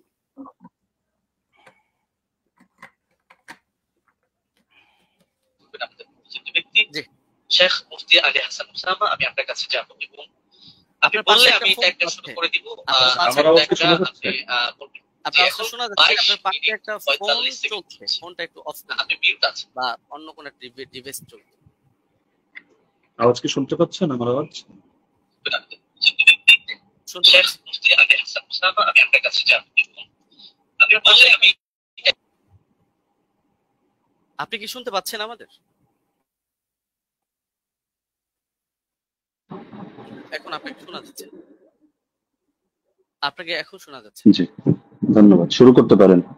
জি, শুরু করতে পারেন। হ্যাঁ, 23 মিনিট 40 সেকেন্ড থেকে আপনার স্টার্ট। জি, হামিদান ওয়া মুসাল্লিয়ান ওয়া মুসাল্লিমা আম্মা বাদ। আমরা মূল আলোচনায় চলে আসি কোনো ধরনের ভূমিকা ছাড়া, যেহেতু এটা কেস প্রেজেন্ট পর্ব, এখানে আমরা আমাদের দাবি উত্থাপন করব, আর ব্রাদার রাহুলের দাবি নিয়ে আমরা পরবর্তী খণ্ডন পর্বের মধ্যে বিস্তারিত আলোচনা করবো ইনশাআল্লাহ। তো ওমর রাদিয়াল্লাহু তাআলা আনহু কত রাকাত তারাবির আদেশ করেছিলেন, এ নিয়ে আমরা শুরুতে দাবি করে এসেছি যে তিনি এর পক্ষে আমরা আমাদের প্রমাণ উপস্থাপন করছি। মুসান্নাফ ইবনে আবি শাইবা গ্রন্থ, হাদিস নম্বর 7682। এতে সহিহ সনদের মধ্যে আছে হাদাসানা ওয়াকিউন আন মালিক ইবনে আনাস আন ইয়াহইয়া ইবনে সাঈদ أن عمر بن الخطاب رضي الله عنه أمر رجلا يصلي بهم 20 ركعة। ওমর রাদিয়াল্লাহু তাআলা আনহু এক ব্যক্তিকে আদেশ করলেন তিনি তাদেরকে নিয়ে 20 রাকাত তারাবির নামাজ আদায় করবেন। এই যে হাদিসটা, এই হাদিসের মধ্যে প্রতিটা রাওয়ী, ওয়াকি ইবনুল জাররাহ, ইমাম মালিক ইবনে আনাস এবং ইয়াহইয়া ইবনে সাঈদ আল-কাত্তান, প্রত্যেকে হাদিস শাস্ত্রের এক একজন নক্ষত্র এবং ইমাম। তো সুতরাং এই হাদিসের রাওয়ীদেরকে নিয়ে এখানে কোনো বিতর্কের কোনো সুযোগ নেই, প্রত্যেকে নির্ভরযোগ্যতার মানে শতভাগ উত্তীর্ণ। হ্যাঁ, এখন কারো কাছে একটা খটকা লাগতে পারে যে ইয়াহইয়া ইবনে সাঈদ আল কাত্তান রাহমাতুল্লাহি আলাইহি তিনি তো ওমর ইবনে খাত্তাব রাদিয়াল্লাহু আনহু জামানা পাননি, তাহলে তো মনে হচ্ছে যে হাদিসটা বিচ্ছিন্ন হয়ে যাচ্ছে, সূত্র বিচ্ছিন্ন, অর্থাৎ মাঝখানে কোনো একজন বর্ণনাকারী বাদ পড়ে গেছেন এবং তার সূত্রে তিনি বর্ণনা করছেন। তো হাদিস যদি মুনকাতি হয় তাহলে তো এটা যায়িফ মনে হতে পারে অনেকের কাছে। তো আমরা যেহেতু আমাদের শিরোনামই হলো যে হাদিস শাস্ত্রের আলোকে আমাদের আজকের আলোচনা হবে, তো আমরা এখন শাস্ত্রীয় আলোচনায় চলে যাই। আমরা শাস্ত্রীয় আলোচনার অনেকগুলো পয়েন্ট দিয়ে দেখাবো যে এই হাদিসের মধ্যে কোনো ধরনের দুর্বলতা নেই এবং হাদিসটা সর্বোচ্চ পর্যায়ে গ্রহণযোগ্য সহিহ। 1 নম্বর মূলনীতিতে আসি। হাদিস শাস্ত্রের স্বীকৃত একটা মূলনীতি হলো, এটা ইমাম জাইনুদ্দিন ইরাকি রাহমাতুল্লাহি আলাইহি লম্বা চওড়া করে আলোচনা করেছেন, তার সূত্রে ইমাম সুয়ুতী সহ হাদিস শাস্ত্রের অনেক ইমামরা এই পয়েন্টটা টেনেছেন। وإن روى التابعي عن الصحابي قصة أدرك وقوعها فمتصل وكذا إن لم يدرك وقوعها ولكن أسندها له وإلا فمنقطعة। তাবিঈ যদি সাহাবী থেকে এমন কোন বিষয়, এমন কোন ঘটনা বর্ণনা করেন যেটা তিনি পেয়েছেন, অর্থাৎ তিনি তো তাকে নিজের চোখে দেখেননি কিন্তু ঘটনাটা ক্রমবর্ধমান ভাবে চলে আসছে এবং পরবর্তীতে তার জামানায় তিনি ঘটনাটা পেয়েছেন, তাহলে হাদিস শাস্ত্রের বিবেচনা এটাকে মুত্তাসিল বলে গণ্য করা হয়। যদিও বাহ্য দৃষ্টিতে যারা হাদিস শাস্ত্রের জ্ঞান রাখেন অজ্ঞদের চোখে মনে হতে পারে এটা সূত্র বিচ্ছিন্ন, কিন্তু এটা ইমামরা স্পষ্ট বলে যাচ্ছেন যে না, এটা হুকুমের বিবেচনা, এটাকে মুনকাতি সূত্র বিচ্ছিন্ন ধরা হয় না, বরং মুত্তাসিল হিসাবেই ধরা হয়। আর যদি তারা এভাবে না করেন, সেই ক্ষেত্রে এমন কোন ঘটনা বর্ণনা করলেন যেটা পরবর্তীতে আর এটা জারি থাকেনি, তারা এটা পায়নি, তাহলে সেই ক্ষেত্রে এটাকে মুনকাতি হিসাবে গণ্য করা হয়। ইমাম ইরাকি রাহমাতুল্লাহি আলাইহি স্পষ্ট ভাবে লেখেন যে ওয়াকাদ হাকা ইত্তিফাক আহলি তামিজ মিন আহলিল হাদিস আলা যালিকা ইবনুল মাওয়াক। ইমাম ইবনুল মাওয়াক এই ব্যাপারে মুহাদ্দিসদের মধ্য থেকে যারা বিশ্লেষক তাদের ঐকমত্য বর্ণনা করেছেন। এটা তামহিদ প্রথম খণ্ড 26 নম্বর পৃষ্ঠায় আছে, উলুমুল হাদিস 26 নম্বর পৃষ্ঠায় আছে, 62 নম্বর পৃষ্ঠা শারহুত তাফসিরা প্রথম খণ্ড 223, তাদরিবুর রাওয়ী প্রথম খণ্ড 249। যার কারণে শেখ সালেহ আল মুনাজ্জিদ, আল্লাহ তাআলা তাকে অতি দ্রুত কারামুক্তি করুন, সালাফিদের বড় শেখ, তিনি তার ইসলামকে ওয়েবসাইটের মধ্যে এই বিষয়ে মন্তব্য করেছেন। এটা প্রশ্ন নম্বর 82152 অধীনে আপনারা পেয়ে যাবেন। وبمجموع هذه الروايات يتبين أن ال20 ركعة كانت هي السنة الغالبة على التراويح في زمن عمر بن الخطاب رضي الله عنه، ومثل صلاة التراويح أمر مشهور يتناقله الجيل وعامة الناس، ورواية يزيد بن رومان ويحيى القطان يعتبر بهما وإن كان لم يدرك عمر، فإنهما ولا شك تلقياه عن مجموع الناس الذين أدركوهم، وذلك أمر لا يحتاج إلى رجل يسنده فإن المدينة كلها تسنده। পুরো এবারটা আমি শুনিয়ে দিলাম, যার মূল সারমর্ম এটাই দাঁড়াচ্ছে যে যদিও ইয়াহিয়া আল কাত্তান এবং ইয়াজিদ ইবনে রুমান সরাসরি ওমর রাদিয়াল্লাহু আনহু সাক্ষাৎ পাননি, কিন্তু এটা হাদিসের বিশুদ্ধতার মধ্যে কোনো সমস্যা হবে না, এটাকে বিচ্ছিন্ন ধরা হবে না, কারণ এটা তারা এই পরিমাণ বিপুল পরিমাণ মানুষ থেকে এটা তারা লাভ করেছেন এই সংক্রান্ত বর্ণনা, যারা সরাসরি ওমর থেকে এটা দেখেছেন। সুতরাং এখানে সুনির্দিষ্ট একজন ব্যক্তি লাগবে না যে এটার সনদ বয়ান করবে, বরং গোটা মদিনায় এর সনদ বয়ান করবে। তো সুতরাং দেখা যাচ্ছে যে যারা হাদিস শাস্ত্র সম্পর্কে অজ্ঞ তাদের কাছে সূত্র বিচ্ছিন্ন মনে হলো, যেহেতু শাস্ত্রের আলোকে আলোচনা, সুতরাং মূলনীতির আলোকে আমরা স্পষ্ট দেখালাম যে এটা সূত্র বিচ্ছিন্ন নয়, বরং এটা মুত্তাসিল হিসাবে ধর্তব্য হবে। দ্বিতীয় হলো, ইমাম ইয়াহইয়া ইবনে সাঈদ আল কাত্তান রাহমাতুল্লাহি আলাইহি তিনি যেন তেন ব্যক্তিত্ব নন, তিনি জরাতে আদিল শাস্ত্রের ইমাম, অর্থাৎ যার মতামত নিয়ে আমরা অন্যদেরকে মেপে থাকি, এবং তার ব্যাপারে জরাতে আদিল শাস্ত্রে স্পষ্ট লেখা আছে যে তিনি যার তার থেকে হাদিস রিওয়ায়াত করেন না। যেমন তাহদিবুত তাহদিব 4th খণ্ড 357 পৃষ্ঠা, তাহদিবুল কামাল 31 নম্বর খণ্ড 329 পৃষ্ঠা, এখানে ইমাম এজিল সূত্রে লেখা আছে বসরিয়ুন সিকাতুন নাকিউল হাদিস কানা লা ইউহাদ্দিসু ইল্লা আন সিকা। ইমাম ইয়াহইয়া ইবনে সাঈদ আল কাত্তান তিনি শুধু সিকারাওয়ীদের থেকে হাদিস বয়ান করেন, যার তার থেকে বয়ান করেন না। একইভাবে আসিকাত কিতাব 7ম খণ্ড 611 পৃষ্ঠা, তাহদিবুত তাহদিব 4th খণ্ড 357 পৃষ্ঠা, ইকমালু তাহদিবিল কামাল 12 নম্বর খণ্ড 313 পৃষ্ঠা, তাহদিবুল কামাল 31 নম্বর খণ্ড 329 পৃষ্ঠা, এগুলোতে স্পষ্ট লেখা আছে যে ওয়া আমানা ফিল বাহসি আনিন নাকলি ওয়া তারাকা দুআফা। ইমাম ইয়াহইয়া ইবনে সাঈদ আল কাত্তান তিনি হাদিস শাস্ত্র বয়ান করার ক্ষেত্রে তিনি গভীরভাবে কাজটা করেন, তিনি যায়িফ রাওয়ীদেরকে পরিহার করেন। একইভাবে ইমাম আহমদ বিন হাম্বলের একাধিক মত আমরা বর্ণনা করতে পারবো এই ক্ষেত্রে, যেমন আল জারহ ওয়াত তা'দীল ইবনে আবি হাতিম 1ম খণ্ড 232 পৃষ্ঠা, সেখানে ইমাম আহমদ বিন হাম্বল সূত্রে আছে, তিনি বলেছেন মা রাআইনা মিসলা ইয়াহইয়া ইবনে সাঈদ ফি হাদা শা'n يعني في معرفة الحديث ورواته هو كان صاحب هذا الشأن। আমরা ইয়াহইয়া ইবনে সাঈদের মতো ব্যক্তি এই শাস্ত্রে দেখিনি, অর্থাৎ হাদিস জানা এবং হাদিসের বর্ণনাকারীদের ব্যাপারে জানা, তিনি এই ব্যাপারে বিশেষ পাণ্ডিত্যের অধিকারী ছিলেন। এরকম আরো বহুত মতামত দেখানো সম্ভব, যেমন তিনি অন্যত্র এটাও আছে, তিনি বলেন আল-জারহ ওয়া তা'দীল ইবনে আবি হাতিম 232 পৃষ্ঠায় এই মন্তব্য আছে যে কানা ইয়াহইয়া আবসারাহুম বির-রিজাল ওয়া আনকাহুম হাদিসা। ইয়াহইয়া রিজাল সম্পর্কে সবচেয়ে বেশি সূক্ষ্মদর্শী এবং তিনি হাদিসগুলো খুব স্বচ্ছভাবে বর্ণনা করে থাকেন। তো সুতরাং তিনি যার তার থেকে হাদিস বর্ণনা করবেন না, এটা স্পষ্ট বিষয়। এবং এখানে তো যার তার থেকে করার প্রশ্নই আসছে না, কারণ এখানে যেহেতু গোটা মদিনাবাসী এই ব্যাপারে প্রত্যক্ষ সাক্ষী। 3 নম্বরে, যদি আমরা তর্কের খাতিরে এটাকে মুরসাল বলিও, তবু এই জাতীয় মুরসালরা সকলের মতে গ্রহণযোগ্য।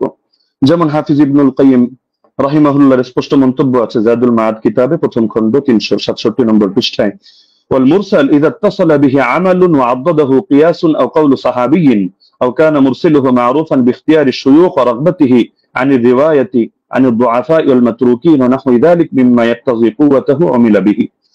মুরসালের সঙ্গেও যদিও আমরা এটা মুরসাল বলছি না, তবে তর্কের খাতিরে যদি এটাকে মুরসাল ধরিও, সেই ক্ষেত্রে মন্তব্যটা উল্লেখ করছে যে মুরসালের সঙ্গে যদি আমল যুক্ত হয়, অর্থাৎ উম্মত এভাবে আমল করে, অথবা তিনি আরো পয়েন্ট আনলেন যে যদি এখানে মুরসালটা যার থেকে এসেছে, অর্থাৎ মুরসিল যিনি, তিনি যদি এ ব্যাপারে পরিচিত হন যে তিনি শায়েখ খুব সুন্দরভাবে নির্বাচন করেন এবং বর্ণনা করার ক্ষেত্রে যায়ফ রাওয়ী, মাতরুক রাওয়ীদেরকে তিনি পরিহার করে চলেন, তাহলে সেই ক্ষেত্রে মুরসালের আলোকে আমল করা হবে এবং এটা ফুকাহায়ে কেরামের নিকট গ্রহণযোগ্য মূলনীতি। আল ইহকাম ফি উসুলিল আহকাম আমিদের কিতাবের মধ্যে স্পষ্ট আছে যে জাতীয় মুরসাল এটা ফাকাবিলাহু আবু হানিফা ওয়া মালিক ওয়া আহমদ ইবনে হাম্বল ফি আশহারি রিওয়ায়াতাইন আনহু। ইমাম আবু হানিফা গ্রহণ করেন, ইমাম মালিক গ্রহণ করেন, ইমাম আহমদ বিন হাম্বলের একটা প্রসিদ্ধ মত যেটা তার আলোকে দেখা যায় তিনিও গ্রহণ করেন। ঈসা ইবনে আবান রাহিমাহুল্লাহ তিনি একটু ভাগ করেন, তিনি শুধু ফাসালা ঈসা ইবনে আবান ফাকাবিলা মারাসিল আস-সাহাবা ওয়া তাবিঈন ওয়া তাবিঈত তাবিঈন ওয়া মান হুয়া মিন আইম্মাতিন নাকল মুতলাকান দুনা মান আদা হাউলা। তিনি সাহাবীদের মুরসাল গ্রহণ করেন, তাবেঈদেরটা করেন, তাবেঈদেরটা করেন, এবং যারা হাদিস শাস্ত্রের ইমাম তাদেরটা করেন, অন্যদেরটা করেন না। এটা মেনে নিলেও সমস্যা নেই, কারণ ইমাম ইয়াহইয়া আল-কাত্তান তিনি হাদিস শাস্ত্রের ইমাম, তিনি যে ক্যাটাগরি বর্ণনা করেছেন এই ক্যাটাগরির মধ্যে আছেন। আর ইমাম শাফিঈর মত প্রসিদ্ধ, এটা ইহকাম কিতাবের মধ্যে আছে, একইভাবে নুজহাতুন নাজার ফি তাওদীহ নুখবাতিল ফিকার সেখানেও আছে। ইমাম শাফিঈ রাহমাতুল্লাহ আলাইহির বক্তব্যের মধ্যে স্পষ্ট দেখা যাচ্ছে যে তিনি বলেছেন যে মুরসাল যদি সাহাবীর মুরসাল হয় তাহলে তো গ্রহণযোগ্য, আর যদি এমন মুরসাল হয় আও মুরসালান ক্বাদ আসনাদাহু গায়রু মুরসিলিহি আও আরসালাহু রাওয়িন আখার يروي عن غير شيوخ الأول أو عضده قول صحابي أو قول أكثر أهل العلم أو أن يكون المرسل قد عرف من حاله أنه لا يرسل عمن فيه علة من جهالة أو غيرها كمراسيل ابن المسيب فهو مقبول وإلا فلا، ووافقه على ذلك أكثر أصحابه والقاضي أبو بكر وجماعة من الفقهاء। ইমাম শাফিঈ রাহিমাহুল্লাহর মন্তব্য হচ্ছে যদি সাহাবীর মুরসাল না হয় এমন মুরসাল হয় যে মুরসালের সঙ্গে কিছু বিষয় যুক্ত থাকে, যেমন তিনি একটা উদাহরণ দিয়েছেন, যদি অধিকাংশ আহলে ইলমের বক্তব্য এর পক্ষে সমর্থন যোগায়, অর্থাৎ তারাও এই মতে পোষণ করেন, অথবা মুরসিলের গুণ হলো তিনি যাত্রার থেকে ইরসাল করেন না, বরং তিনি এমন কারো থেকে ইরসাল করা থেকে নিজেকে বিরত রাখেন যার মধ্যে কোনো দোষ আছে, সে মাঝহুলি হোক, সে অন্য কোনো দোষে দোষী হোক, যেমন ইমাম সাঈদ ইবনুল মুসাইয়্যিব রাহমাতুল্লাহ আলাইহি, এগুলো তিনি গ্রহণ করে নেন। এটা আল ইহকাম আমিদি কিতাবের মধ্যে আছে। একইভাবে ইমাম নাবাবী তার আল মাজমু' শারহুল মুহাদ্দাবের 6 নম্বর খণ্ড 206 নম্বর পৃষ্ঠায় এটা বলেছেন, ইহতাজ্জু শাফিঈ বিল মুরসাল ইযা তাদাদা بأربعة أحد أربعة أمور إما حديث مسند وإما مرسل من طريق آخر وإما قول صحابي وإما قول أكثر العلماء। তো সময় যেহেতু কম আমরা সব রেফারেন্স টানছি না, আরো কয়েকটা কিতাবের হাওয়ালা দিয়ে দিচ্ছি। উসুলুল বাজদাওয়ী 171 নম্বর পৃষ্ঠা, আল মানসুর লিজারকাশি, শারহুল উমদা ইবনে তাইমিয়া, তাহযীবু সুনান আবি দাউদ ইত্যাদি কিতাবের মধ্যে এই ব্যাপারে আলোচনা আছে। এবার আসি আমরা যদি সালাফি শায়খদের মূলনীতিও মেনে নিই, যেমন শায়খ আলবানী রাহিমাহুল্লাহকে এক্ষেত্রে আমরা উদাহরণ হিসেবে রাখতে পারি। তো শায়খ আলবানী রাহিমাহুল্লাহ প্রসিদ্ধ কিতাব সিলসিলাতুল আহাদিস সহিহা, এটা তো সকলের নিকটে পরিচিত। এখান থেকে 1422 নম্বর বর্ণনাটা আমি খুলে দেখার অনুরোধ করব, সেখানে দেখতে পাবেন আপনারা খুললে যে তিনি যে হাদিসটা বর্ণনা করেছেন একটা মুরসাল হাদিস, কিন্তু তিনি এটার ব্যাপারে মন্তব্য করছেন যে হাযা ইসনাদুল হাসান, এটা একটা হাসান সনদ, তবে ইল্লা আন্নাহু মুনকাতিউন বাইনা সুলাইমান ওয়া ইবনে আমরিন, তবে এটা সূত্র বিচ্ছিন্ন, মুনকাতি কার মাঝে, রাওয়ী সুলাইমান এবং রাওয়ী ইবনে আমরের মাঝে এখানে ইনকিতা আছে, সূত্র বিচ্ছিন্নতা আছে, কোন একজন বাদ পড়ে গেছে। তবে এটার পক্ষে এই তিনি একটা মুরসাল রিওয়ায়াত করে এর পক্ষে একটা যায়ফ হাদিস এনেছেন, যায়ফ রিওয়ায়াত, সেটা এনে তিনি মন্তব্য করছেন যে লাকিনাল হাদিসা বিমাজমু'i তারিকাইনি হাসানুন, এই দুটো যায়ফ মিলে এটা হাসান হয়ে গিয়েছে, অর্থাৎ একটা মুরসাল আর একটা যায়ফ তো মুরসালের পক্ষে তিনি জয়ীফ হাদিস পেয়েও এটাকে হাসান হিসাবে সাব্যস্ত করে ফেলেছেন এবং শেষে মন্তব্য করেছেন ফামিসলুহু ইউস্তাশহাদু বিহি, এ ধরনের বর্ণনা দ্বারা এটা দলিল প্রদান করা যায়। ফাল হাদিসু বিহি সহিহুন ইনশাআল্লাহু তাআলা, এর দ্বারা হাদিসটা সহিহ হিসাবে সাব্যস্ত হবে ইনশাআল্লাহু তাআলা।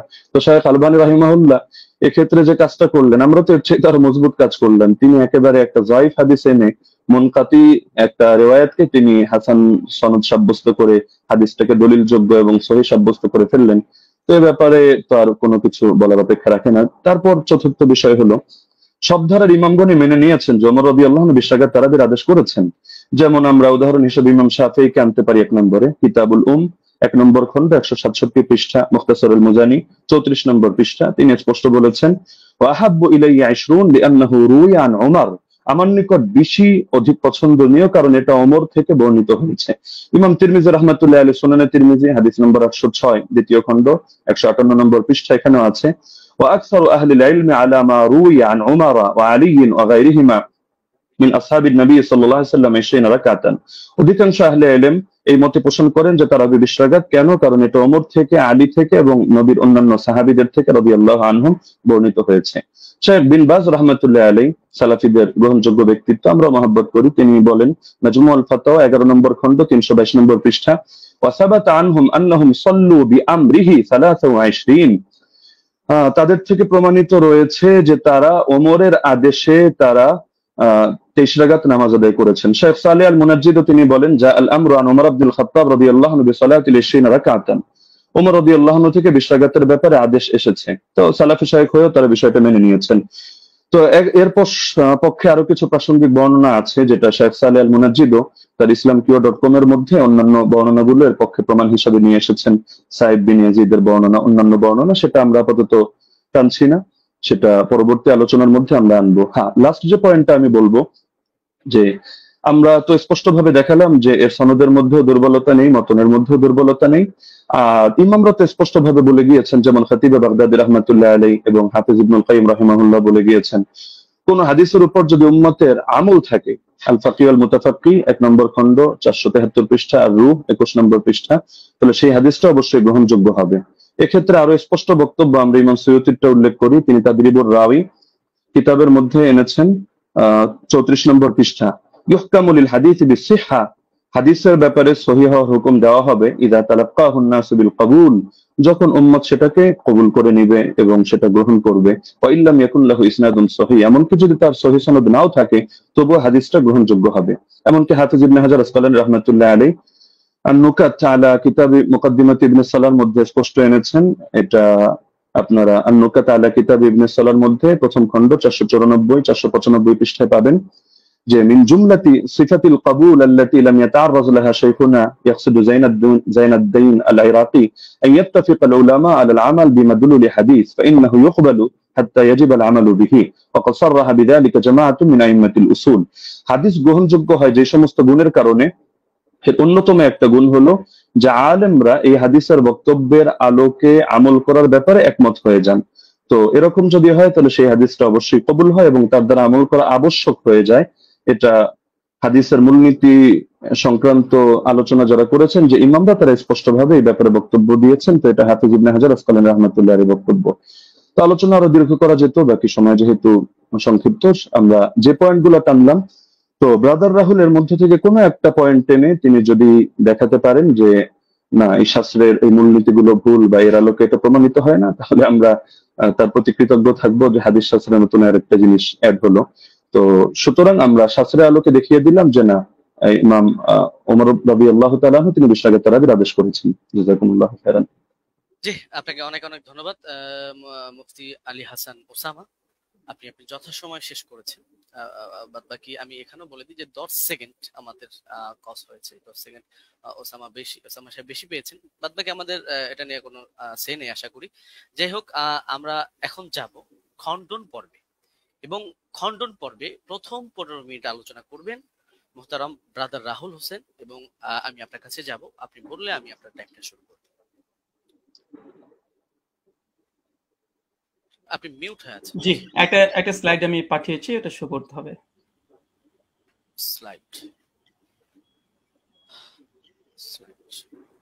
স্লাইড এটা কি একটু দেখবেন প্লিজ, এটা কি স্লাইড আপনার? জি জি জি জি জি জি জি এটাই। জি, আপনি বললে আমি টাইমটা স্টার্ট করব। ওকে, টাইম নাও স্টার্ট। জি 40 মিনিট। আলহামদুলিল্লাহ, সমস্ত ইনশাআল্লাহ সুবহানাহু ওয়া তাআলার জন্য। আমাদের প্রথম পর্ব শেষ হয়েছে। তো মূল বিষয় হচ্ছে এতক্ষণ আপনারা দেখলেন যে আমাদের উস্তাদজি তিনি তার প্রেজেন্টেশনে 20 টাকার তারাবির পক্ষে তিনি দলিল উপস্থাপন করেছেন। তবে আমি হতাশ হয়েছি।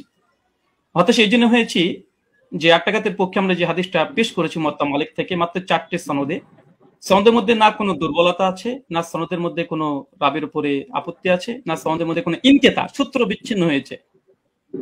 এবং আমি ওস্তাদজিকে আমার 8টা প্রশ্নের মধ্যে 5 নম্বর প্রশ্ন ছিল এইটা যে এমন একটি দলিল পেশ করবেন যেখানে সূত্র কোনো ছিন্ন হয়নি, বিচ্ছিন্ন হয়নি, ইনকেতা নেই, সনের মধ্যে কোনো মুনকাতি কোনো সনদ পেশ করবেন না। দুর্ভাগ্যজনক হলে সত্য কথা, আজকে তিনি প্রথম যে দলিলটা পেশ করেছেন তিনি একটা মুনকাতি একটা দলিল পেশ করেছেন, সূত্র বিচ্ছিন্ন একটা দলিল পেশ করেছেন। এবং এখানে ইয়াহিয়া সাইদ আল কাত্তান থেকে যে রাত পেশ করেছে মুসান্নাফ ইবনে আবি শাইবা থেকে আপনারা দেখেছেন।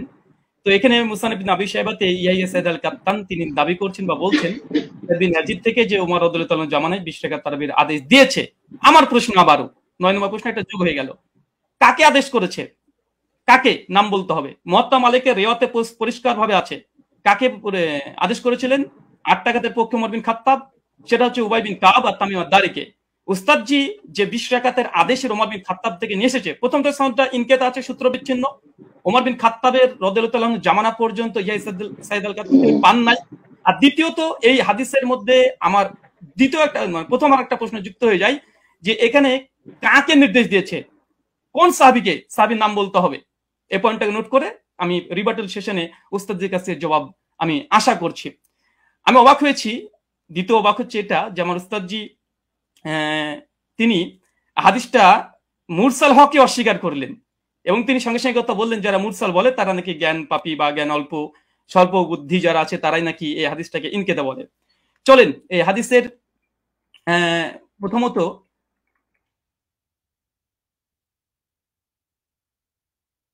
আচ্ছা প্রথম হচ্ছে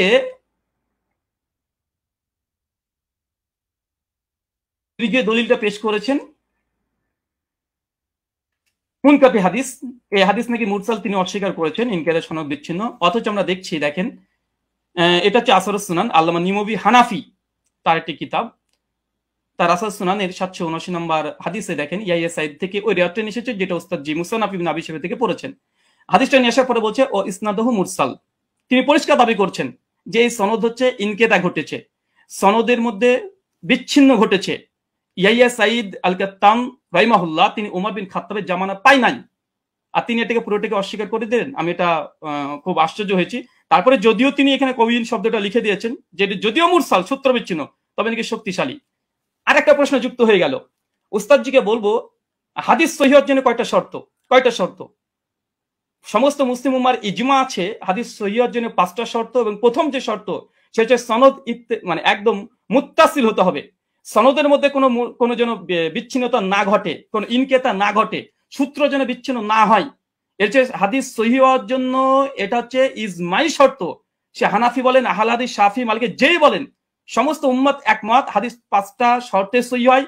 প্রথম শর্ত হচ্ছে ইত্তেসাল হতে হবে, মুত্তাসিল হতে হবে, সনদ যেন একদম কোনো মাঝখান থেকে চেঞ্জ যেন ব্রেক না করে।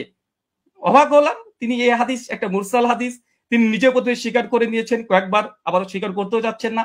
অথচ এখানে আসরুস সুনানে আল্লামা নিমবি হানাফি রাহিমাহুল্লাহ তিনি পরিষ্কার দাবি করে নিয়েছেন এই হাদিসের মধ্যে ইনকেতা ঘটেছে, এটা মুরসাল হাদিস, সূত্র বিচ্ছিন্ন হাদিস। তবে কওয়িন, তবে সনদের যে রাবিগুলো আছে এরা শক্তিশালী। হাদিস সহিহ হওয়ার জন্য যেহেতু রিজাল শাস্ত্রের আলোকে এবং হাদিস শাস্ত্রের আলোকে আমাদের দলিল উপস্থাপন করতে হবে। তো হাদিস সহিহ হওয়ার জন্য ওস্তাদ দেখেছি আমার জানার জন্য প্রশ্ন, বিনয়ের সঙ্গে প্রশ্ন, মানে মুত্তাসিল হওয়া এটা শর্ত কি, শর্ত একটু জানাবেন 5টা শর্তের মধ্যে। আর এই সনদের মধ্যে যে মুত্তাসিল, এই সনদের মধ্যে বিচ্ছিন্নতা ঘটেনি, এটা প্রমাণ পেশ করবেন। চলুন এই দেখেন ইয়াহিয়া সাইদ আল আনসারীর এই বর্ণনাকে বাংলাদেশের জগৎ বিখ্যাত আমাদের আলী হোসেন ওসামা জিরো উস্তাদ জি হবে আমার জানা মতে, না হলেও রুহানি উস্তাদ হবে। দলিল ও নামাজের মাসাল এই বইটা মোটামুটি 4 জন আলেম মিলে লিখেছে, এক মৌলানা তামিদুল মাওলা, আব্দুল মালিক সাহেব, আব্দুল মতিন সাহেব এবং আবু আকাস মৌলানা, 4 জন মিলে বইটাকে রচনা করেছে। এই তারাবির মাসালাতে 410 নম্বর এবং 411 নম্বর পৃষ্ঠাতে এই দলিলটা নিয়ে এসেছে। নিয়ে আসার পরে এই দলিলটাকে সামনে রেখে তিনি বলছেন যে মুসানাফের এই দলিলটা, এই বর্ণনাটির সনদ সহি, তবে ইয়াহিয়া সাইদ যেহেতু হযরত ওমরের যুগ পাননি, আবার কার কাছ থেকে শুনেছেন তাও বলেনি, এই কারণে এটিকে মুনকাতি সূত্র বিচ্ছিন্ন বলা হয়। তার মানে আমাদের 4 জন সহ লেখা দলিল সহ নামাজের মাসাল এ বইটা, মানে আমরা 5 জনের মত পেয়ে গেলাম মোটামুটি, যে হানাফি ভাইদের এবং দেওবন্দীদের ঘরনারই এই সনদকে মুনকাতি সূত্র বিচ্ছিন্নটা স্বীকার করে নিয়েছে। যদি এরা যদি মূর্খ হয়, আল্লাহু আলম বিসব, হতে পারে, আমি এখানে কোনো কমেন্ট করব না। তারপরে তিনি ওসামা উস্তাদজি তিনি যে কথাগুলো বলেছেন, টেনে হিসড়ে হাদিসটাকে আবার মানে হাসান করার চেষ্টা করছে। তো মূল কথা, সনদের মধ্যে বিচ্ছিন্নতা ঘটেছে এবং হাদিসটার মধ্যে ইনকেতা ঘটেছে। আর বারবার উস্তাদজি বলছে হাদিসটা মুরসাল, আসলে হাদিসটা মুরসাল না মুনকাতে। কারণ এই হাদিসটা মুরসাল হলে নবীর দিকে নিসবত হতো, যখন নবীর দিকে নিসবত না, এটা ওমরের দিকে নিসবত হয়েছে, যে ওমর আদেশ করেছে, তা হাদিসটা মুরসাল নাই, বরং এখানে ইনকেতা বলাটাই বেশি যৌক্তিক, মুনকাতি এই হাদিস। তার জন্য এখানে আরেকটা পয়েন্ট দেখে নিন। মুনকাতে হাদিসের ব্যাপারে উস্তাদজি অনেকগুলোই দলিল উপস্থাপন করলেন এবং বিভিন্ন আলেমদের ফতোয়া তিনি নকল করে বোঝানোর চেষ্টা করছিলেন বারবার, যে দেখেন মুনকাতে হাদিসকে অনেকে হাদিসে বা মুরসাল হাদিসকে অনেকেই সহিহ বলার চেষ্টা করছে, এমনকি শেখ আলবানিও বলার চেষ্টা করেছে, তিনি দলিল উপস্থাপন করেছেন। দেখেন, এটা তাইসুল মুস্তাহুল হাদিস, এটা হানাফি আলেম সকলেই মানে, এটা বাংলাদেশ থেকে কওমি ঘরানার তারাই ছাপিয়েছে বইটা, রকমারিতে অ্যাভেলেবেল পেয়ে যাবেন। এখানে দেখেন মুনকাতে হাদিসের উদাহরণ একটা দেওয়ার পরে বলছে মুনকাতে হাদিসের হুকুম কি, বলছে উলামায়ে কেরাম এ বিষয়ে একমত, মানে ইজমা দাবি করছে। বিলুপ্ত রাবি অবস্থা অজ্ঞতা থাকার কারণে মুনকাতে হাদিস জয়ীফ হিসেবে গণ্য। এখানে একটা সংক্ষিপ্ত সাধারণ শ্রোতার জন্য বলি যে ইয়াহিয়া সাইদ আল কাত্তান তার ওমর বিন খাত্তাবের জামানায় পায়নি, ওমর বিন খাত্তাবের মৃত্যুর প্রায় 40 থেকে 50 বছর পর এই রাবি জন্মগ্রহণ করেছে। ওমর বিন খাত্তাব জামানায় পায়নি। তিনি কিভাবে বলে দিলেন যে ওমরের জামানাতে অমুক ব্যক্তি, আবার নাম উল্লেখ নেই যে কাকে নির্দেশ দিয়েছে, নাম উল্লেখ নেই হাদিসে যে 20 টাকাতের আদেশ করেছে। এখন যদি কেউ দাবি করে যে পাকিস্তানি আমলে ব্রিটিশদের সঙ্গে অমুক ব্যক্তি এবিসি ও দালালি করেছে, আজকের যুগের কোনো মানুষ যদি দাবি করে দেয়, হয়তো তার যুগও আমি পাইনি, পাকিস্তানি আমল আমি পাইনি, যে দাবি করে দেয়, এই দাবিটা কেমন যৌক্তিক হতে পারে? ঠিক এই হাদিসের সঙ্গে সেটাই ঘটেছে। যিনি বর্ণনা করছেন ওনার সঙ্গে ওমর বিন খাত্তাবের জামানায় তিনি পাননি, ওমর বিন খাত্তাবের মৃত্যুর প্রায় 40 থেকে 50 বছর পর এই ব্যক্তি জন্মগ্রহণ করা হচ্ছে। আর মুনকাতে হাদিসের, এটা মুস্তালাহুল হাদিসের স্পষ্ট দলিল এখানে বিদ্যমান যে মুনকাতে হাদিস এটা যায়ীফ হয়। আচ্ছা, এরপর একটা দেখেন মুরসাল হাদিস বিষয়েও এই মুস্তালাহুল হাদিসের মধ্যে আসছে পরিষ্কার ভাবে, কি বলছে দেখেন, উসুলবিদের দৃষ্টিতে মুরসাল এর অর্থ ব্যাপক, তাদের নিকটে প্রতিটি মুনকাতি রিওয়ায়াত মুরসাল, মানে এটা ইস্তাহাল হিসাবে অনেকেই মুনকা থেকে মুরসাল ব্যবহার করে ইস্তাহাল হিসাবে, কিন্তু হুকুম হিসাবে নয়। এরপর বলছে দেখেন, সনদের যে কোনো স্তর থেকে রাবি বাদ পড়ুক না কেন, খতিব বাগদাদির অভিমত হচ্ছে এইটা। এরপরে হুকুম বলছে, কি বলছে দেখেন, যে প্রকৃতপক্ষে মুরসাল হাদিসে জয়ীফ, যদি উস্তাদজি এটা অস্বীকার করতেন না এটা মুনকাতে হাদিস না, এটা মুরসাল হাদিস, যদি অস্বীকার করে দিয়েছিলেন, তাদের ঘর থেকে দেখা হচ্ছে হাদিসটা তারা মুনকাতে স্বীকার করে নিয়েছে, দৈশা নামাজের মাসালাতে মুনকাতে স্বীকার করেছে, আর আসারুস সুন্নাতে নিমবি তিনি মুরসাল স্বীকার করে নিয়েছেন। আচ্ছা, তারপরেও যদি ওসামা সাহেব বারবার এটাকে মুরসাল এটা অস্বীকার করেও এটা নিয়েই বারবার আলোচনা করে মুরসাল হাদিসের ব্যাপারে হুকুম কি দিচ্ছে দেখেন, যে প্রকৃতপক্ষে মুরসাল হাদিসের জয়ীফ এবং বর্জনীয়, পরিষ্কার। আচ্ছা চলেন, এটা সহিহ মুসলিম মুকদ্দমা উঠে দেখবেন, এটা ইসলামিক সেন্টার থেকে ছাপানো, আরবিটাও আপনারা ভালোভাবে পড়তে পারবেন। এবং এখানে ইমাম মুসলিম রাহিমাহুল্লাহ তিনি পরিষ্কার মুরসাল হাদিসের একটা বাব কায়েম করেছে। বাব কায়েম করার পরে ইমাম মুসলিম সহিহ মুসলিম রচনার পূর্বে মুকদ্দমা শুধু উসুলে হাদিস দিয়ে তিনি একদম পালাতে রেখেছেন। তার মধ্যে মুরসাল আলোচনা করতে গিয়ে তিনি বলছেন যে মুরসাল রিওয়ায়াত হাদিস সময়ের ব্যাপারে আমাদের মুহাদ্দিসদের, মানে মুহাদ্দিসগণের কেরামের অভিমত হচ্ছে মুরসাল হাদিস হুজ্জাত দলিল হিসেবে পরিগণিত হবে না। মানে কোন হাদিসের সনদের মধ্যে যদি বিচ্ছিন্ন ঘটে, যেটা আমাদের উস্তাদ যে আজকে দলিল পেশ করেছে, তাহলে সেটা কোনোভাবে হিসেবে গ্রহণযোগ্য নয়। সর্বশেষে বলছে ফলে তা মুরসাল হওয়ার সম্ভাবনায় আমাদের নিকটে হুজ্জত বা দলিল হিসেবে পরিগণিত হবে না। এবং ইমাম মুসলিম রাহিমাহুল্লাহ তিনি বলছেন মুরসাল হাদিস হোক, সনদ যদি বিচ্ছিন্ন ঘটে যায়, এই হাদিস সহিহ নয়, এটা বর্জনীয়, এটা যায়ীফ, এটা মারদুদ। এবং হাদিস সহিহ অর্জনের যে 5টা শর্ত, ইজমা আছে, এরপরে ইজমা দাবি করলাম, ইজমা আছে। প্রথম শর্ত হচ্ছে যে মুত্তাসিল হতে হবে। আচ্ছা, এখানে দেখেন উনি আলবানী রাহিমাহুল্লাহর এই সুলাইমান আর তাউসের একটা রিওয়ায়াত নিয়ে এসে বলছেন যে আলবানী দেখো তোমাদের ঘরে আলবানী একটা মুরসাল হাদিসকে হুজ্জাত গ্রহণ করে নিয়েছে।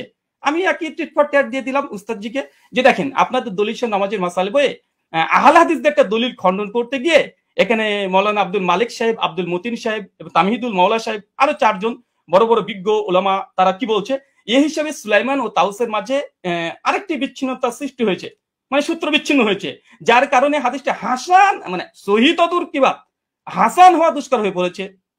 এটা আমাদের দেওবন্দি বাংলাদেশি ওলামা মাশাইখ যারা আছেন, বিশেষ করে কমি ঘরানার, তাদের যারা লিখেছে ওটা একদম সকলে মাথার ওপরে তারা। তা আলবানি যেমন দলিল দিয়েছিল, আমি পাল্টা একটা দলিল দিয়ে দিলাম। আচ্ছা এই হচ্ছে। আচ্ছা এখানে আর একটা দলিল তিনি যেহেতু ইয়াহি সাইদ আল আনসারি থেকে একটা হাদিস মাত্র দিয়েছে, তবে বিন বাজ রাহিমাহুল্লাহ ফতোয়া পড়তে গিয়ে তিনি আর একটা রিওয়ায়াত পেশ করেছেন, সেটা হচ্ছে ইয়াজিদ বিন রোমান থেকে। দেখেন 2 নম্বর যে দলিলটা দিয়েছে একই অবস্থা, ইয়াজিদ বিন রোমানের দলিলটাও এটাও ইনকেতা, সনদ বিচ্ছিন্ন হয়েছে।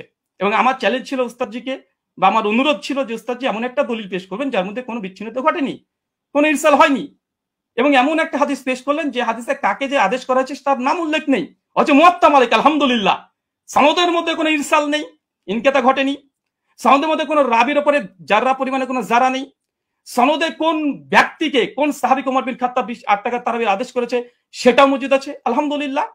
কিন্তু আমাদের উস্তাদজি 15 মিনিট সময় নিয়ে তিনি মাত্র একটা দলিল পেশ করেছেন, বিন বাজের ফতোয়াতে এই ইয়াজিদ বিন রোমানের এর অর্থে চলে এসেছে।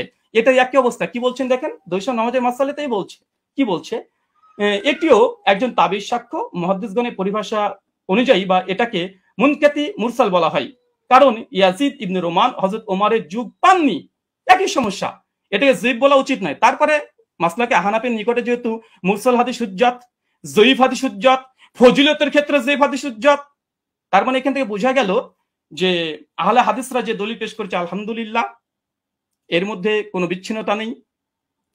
আমাদের হানাফি ভাইদের পক্ষ থেকে যে দলিলটা আমরা পেয়েছি প্রথম পর্বেই, কারণ প্রথম দলিল মানে মজবুত দলিল দেয় মানুষ, প্রথম যেটা দেয় সেটা মজবুতই দেয়, কিন্তু দুর্ভাগ্য সনদের মধ্যে বিচ্ছিন্নতা ঘটে গেছে, সনদের মধ্যে ইনকেতা ঘটে গেছে, মাকড়সার জালের মতো দুর্বল একটা সনদ দিয়ে এটাকে আজকে দাবি হিসাবে দলিল পেশ করা, ওস্তাদজির কাছে আমি বিষয়টা একটু কেমন ভাবে মনে হচ্ছে, যেটা কেমন ঘটে গেল যে প্রথম সনদেই এরকম একটা ঘটনা ঘটে যাবে। আচ্ছা 2 নম্বর, আমার উস্তাদজি জাস্ট 2টো দলিলই পেশ করেছে তার প্রেজেন্টেশনে, 2টো দলিল এখানে আমি খণ্ডন করেছি। তাছাড়া তিনি আদার্স যে কথা না, তিনি তেমন কোনো কথা বলেনি 2টো হাদিস নিয়ে। আর মুনকাতে হাদিস হুজ্জাত বা মুরসাল হাদিস হুজ্জাত তিনি এই বিষয়ে কথা বলতে চেয়েছেন।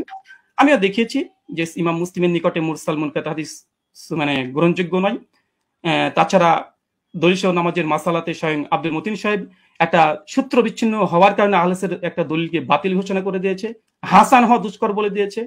আর তৃতীয়ত মুস্তালাহুল হাদিসের গ্রন্থে যেগুলো লেখা আছে যে মুনকাতে হাদিস বা মুরসাল হাদিস সূত্র বিচ্ছিন্নতা হওয়ার কারণে কার কাছ থেকে শুনেছে এটা যেহেতু আমাদের কাছে জানা নেই, এই জন্য এই হাদিসটা মুহাদ্দিসদের নিকটে এটা যায়িফ, এটা মারদুদ।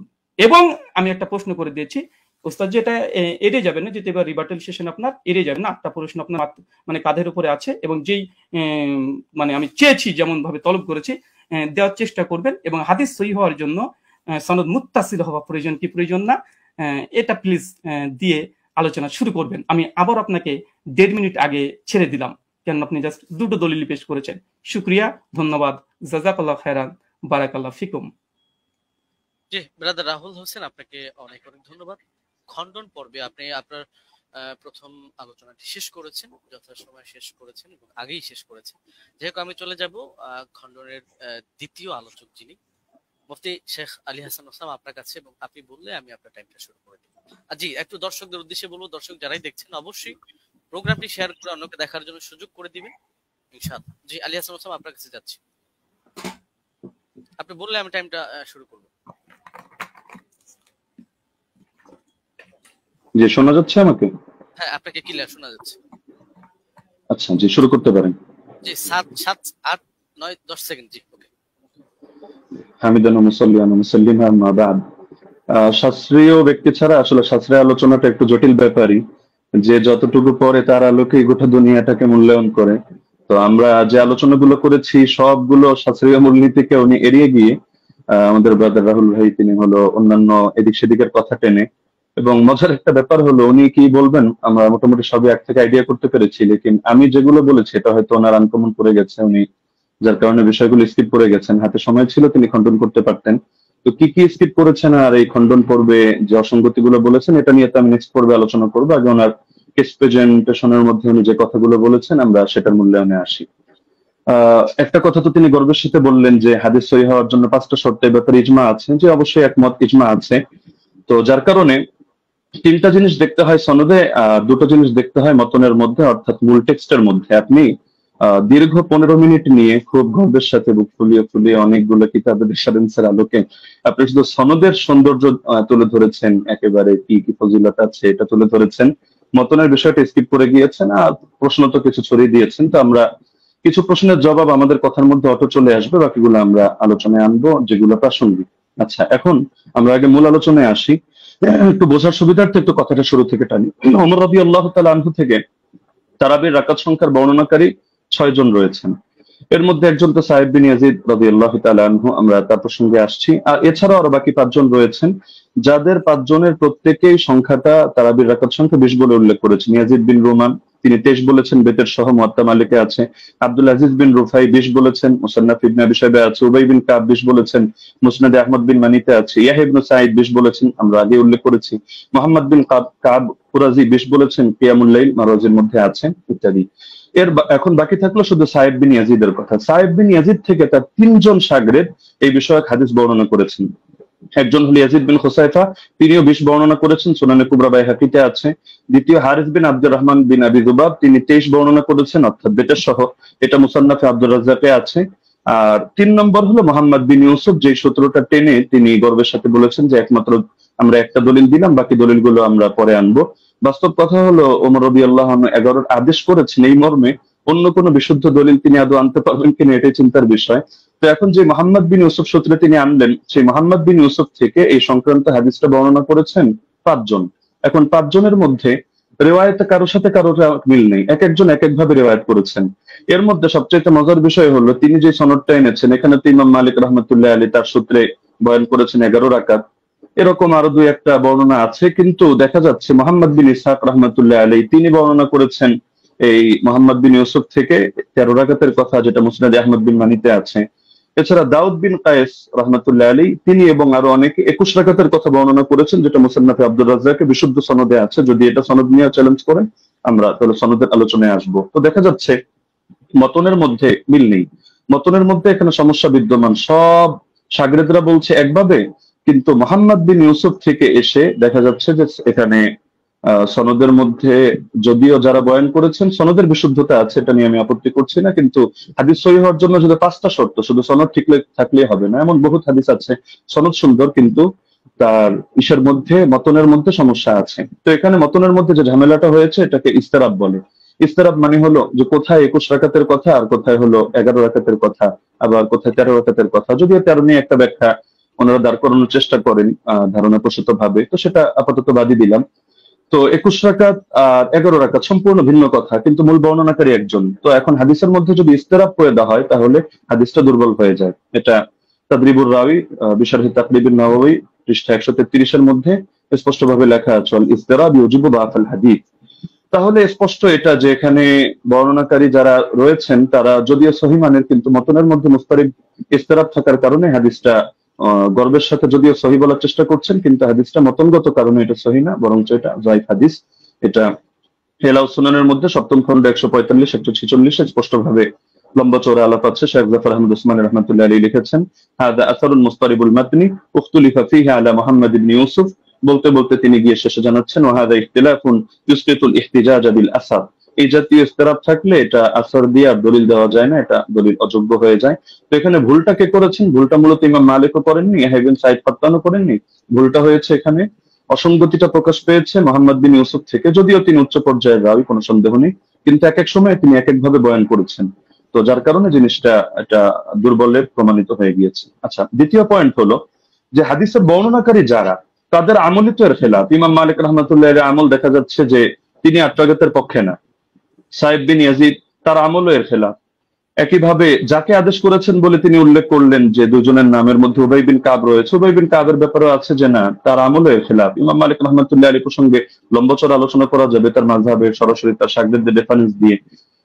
এবং এর বাইরে যে মতগুলো প্রচারিত আছে, মূলত আমি সহজে বলে দিই যে তার থেকে দুইটা মত আছে, এক হলো বিশ্বঘাতের কথা, এক হলো 36 রাগাতের কথা। বিশ্বঘাতের কথা ইমাম ইবনে আব্দুল বার রহমতুল্লাহ আলী নকল করেছেন, এবং তার মাযহাবের কোন কোন কিতাব যেমন দুসুকের মধ্যে, আনোয়ারের সাতিয়ার মধ্যে এটা আছে। বাকি 36 রাগাতের কথাটাই তার থেকে সবচেয়ে বেশি প্রসিদ্ধ এবং মুতাবার। তাহলে দেখা যাচ্ছে যে তার আমলের ব্যতিক্রম। এটা বিদায়াতুল মুস্তাহিদ 1 নম্বর খণ্ড 214 নম্বর পৃষ্ঠা উদাহরণ হিসেবে দেখা যেতে পারে, আরো প্রচুর রেফারেন্স আছে, প্রয়োজন হলে আমরা দেব।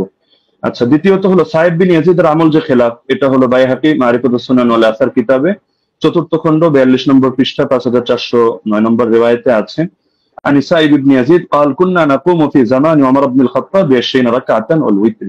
আমরা ওমরের জামানায় 20 রাকাত তারাবি পড়তাম এবং আমরা বেতন নামাজ আদায় করতাম। তাহলে দেখা যাচ্ছে তার আমলও এর খেলাফ। একইভাবে যাকে আদেশ করলেন সে উবাই বিন কাবের আমলও ছিল এর খেলাফ। এটা আল হাদিসুল মুখতারা জিয়া মাকদিসের গ্রন্থ 1161 নম্বর রিওয়ায়াত, সেখানে স্পষ্ট আছে আন উবাই ইবনে কাব আন্না উমারা আমারা উবাইয়ান আন ইউসাল্লিয়া বিন নাস ফি রমাদান। এই হাদিসের শেষে গিয়ে স্পষ্ট আছে ফাসাল্লা বিহিম 20 রাকাতান, তিনি মানুষদেরকে নিয়ে 20 রাকাত নামাজ আদায় করলেন। তাহলে এটা তো সম্ভব না, খলিফা তাকে আদেশ দিবে একটা আর তিনি খলিফার আদেশ লঙ্ঘন করে করবেন আরেকটা। তার মানে খলিফার আদেশই ছিল 20 রাকাত। তবে এটা মুহাম্মদ বিন ইউসুফ বলতে গিয়ে একাধিক জায়গায় এক এক রকম বলেছেন, এক জায়গায় তার থেকে কখনো 11 রাকাতের কথা এসেছে। আচ্ছা, মুসান্নাফে আব্দুর রাজ্জাক গ্রন্থের মধ্যে উবাই বিন কাবের এই রিওয়ায়াত আছে 7730 নম্বর হাদিস, সেখানেও দেখা যাচ্ছে যে আন্না উমার জামা আন-নাস ফি রমাদান আলা উবাই ইবনে কাব ওয়া আলা তামিম আদ-দারি আলা 21 রাকাতান। ওমর রাদিয়াল্লাহু আনহু উবাই বিন কাব এবং তামিম দারিকে মানুষকে নামাজ পড়ানোর দায়িত্ব দিয়েছেন 11 রাকাত 21 রাকাত। তাহলে এখানেও দেখা যাচ্ছে যে দাবিগুলো মিলছে না। তো এই জিনিসটা ব্রাদার রাহুল মানুক বা না মানুক ইমাম ইবনে তাইমিয়া রাহিমাহুল্লাহ মেনে নিয়েছেন। ثبت أن أبي بن كعب كان يقوم بالناس 20 ركعة في قيام رمضان ويوتر بثلاث। এটা প্রমাণিত যে উবাই বিন কাব রাদিয়াল্লাহু আনহু তিনি মানুষদেরকে নিয়ে রমাদানুল মুবারকের তারাবিতে 20 রাকাত নামাজ পড়তেন এবং 3 রাকাত বেতের আদায় করতেন।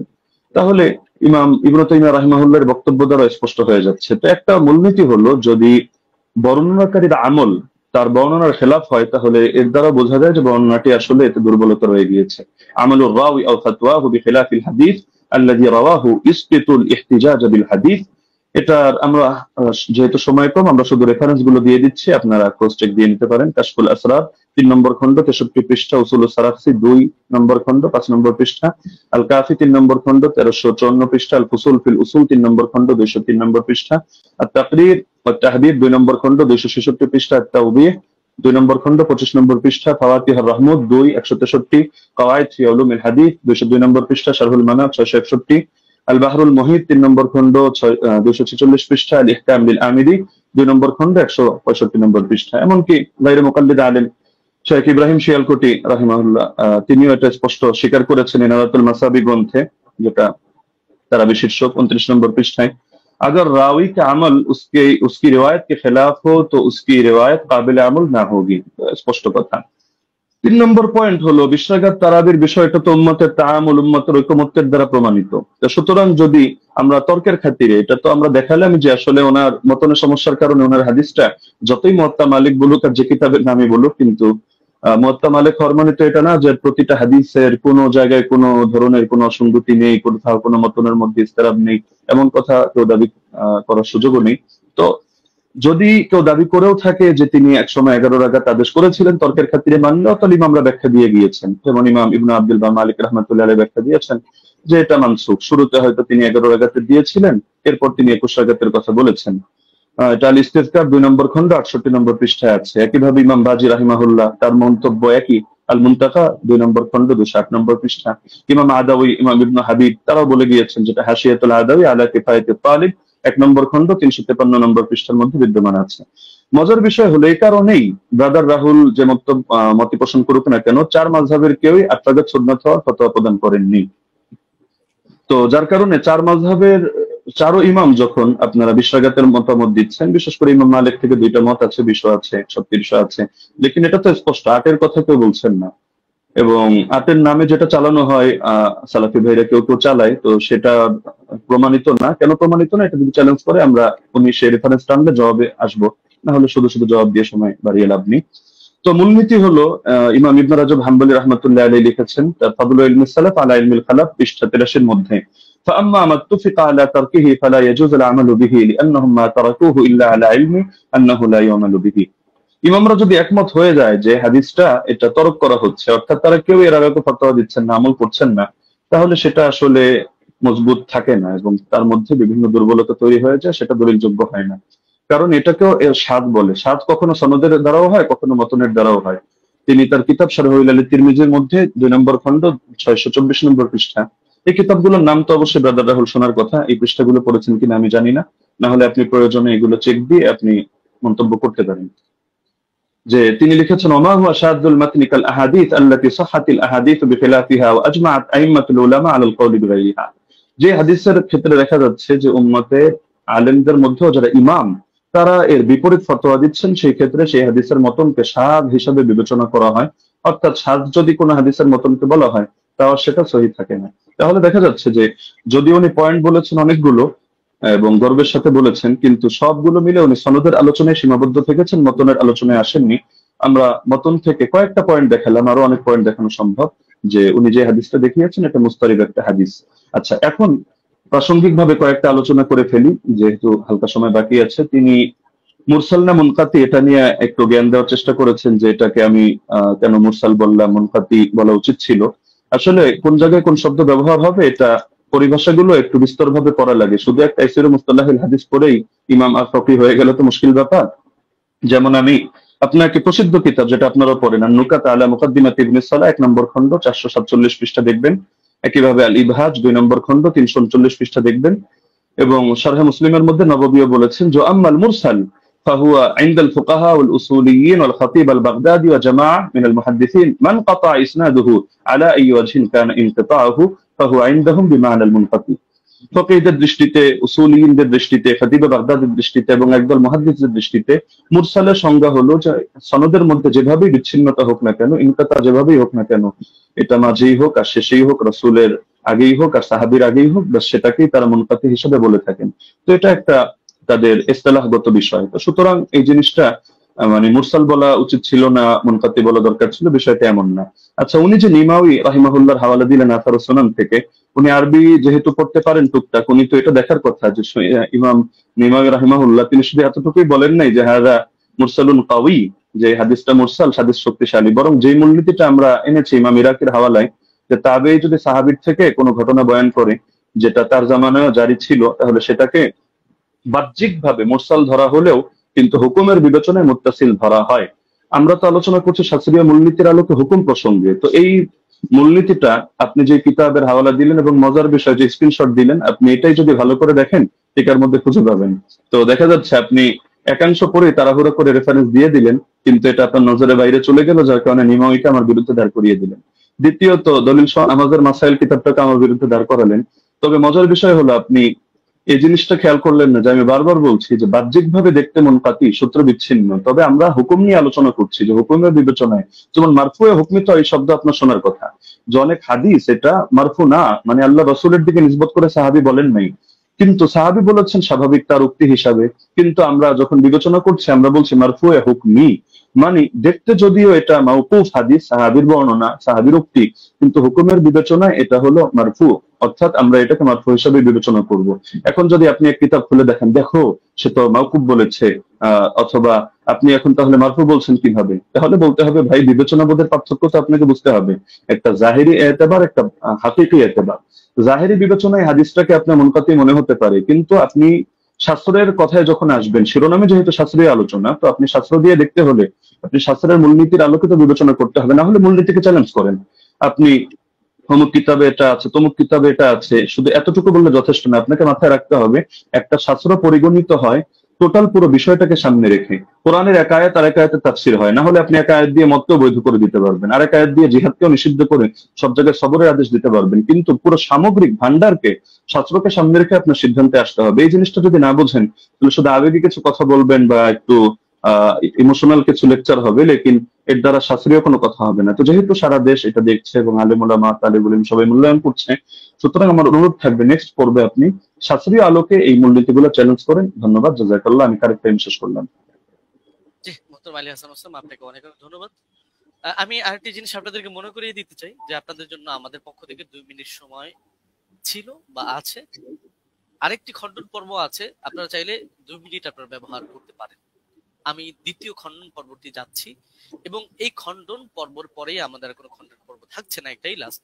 আমি প্রথমে চলে যাব ব্রাদার রাহুল হোসেন আপনার কাছে, এবং আপনি বললে আমি টাইমটা শুরু করি। একটা স্লাইড পড়েছি, স্লাইড 8 লেখা আছে, 8 লেখা আছে, দেখেন। জি পেয়েছি। জি স্ক্রিনে নিয়ে আসতে হবে। আচ্ছা, সময় স্টার্ট নাও। জি সো বিসমিল্লাহ।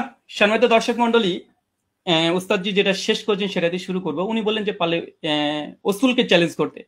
আমি চ্যালেঞ্জ করে দিয়েছি। উস্তাদজি আমার 8টা অভিযোগের 2টা পয়েন্টের জবাব দেয়নি এবং বলেছিল জবাব দেবে, এবং আমি নাকি স্বাস্থ্য সম্পর্কে তেমন না জানলে এটা সমস্যা, কিন্তু কোথায় যে সমস্যা তিনি এখন পর্যন্ত বলেননি।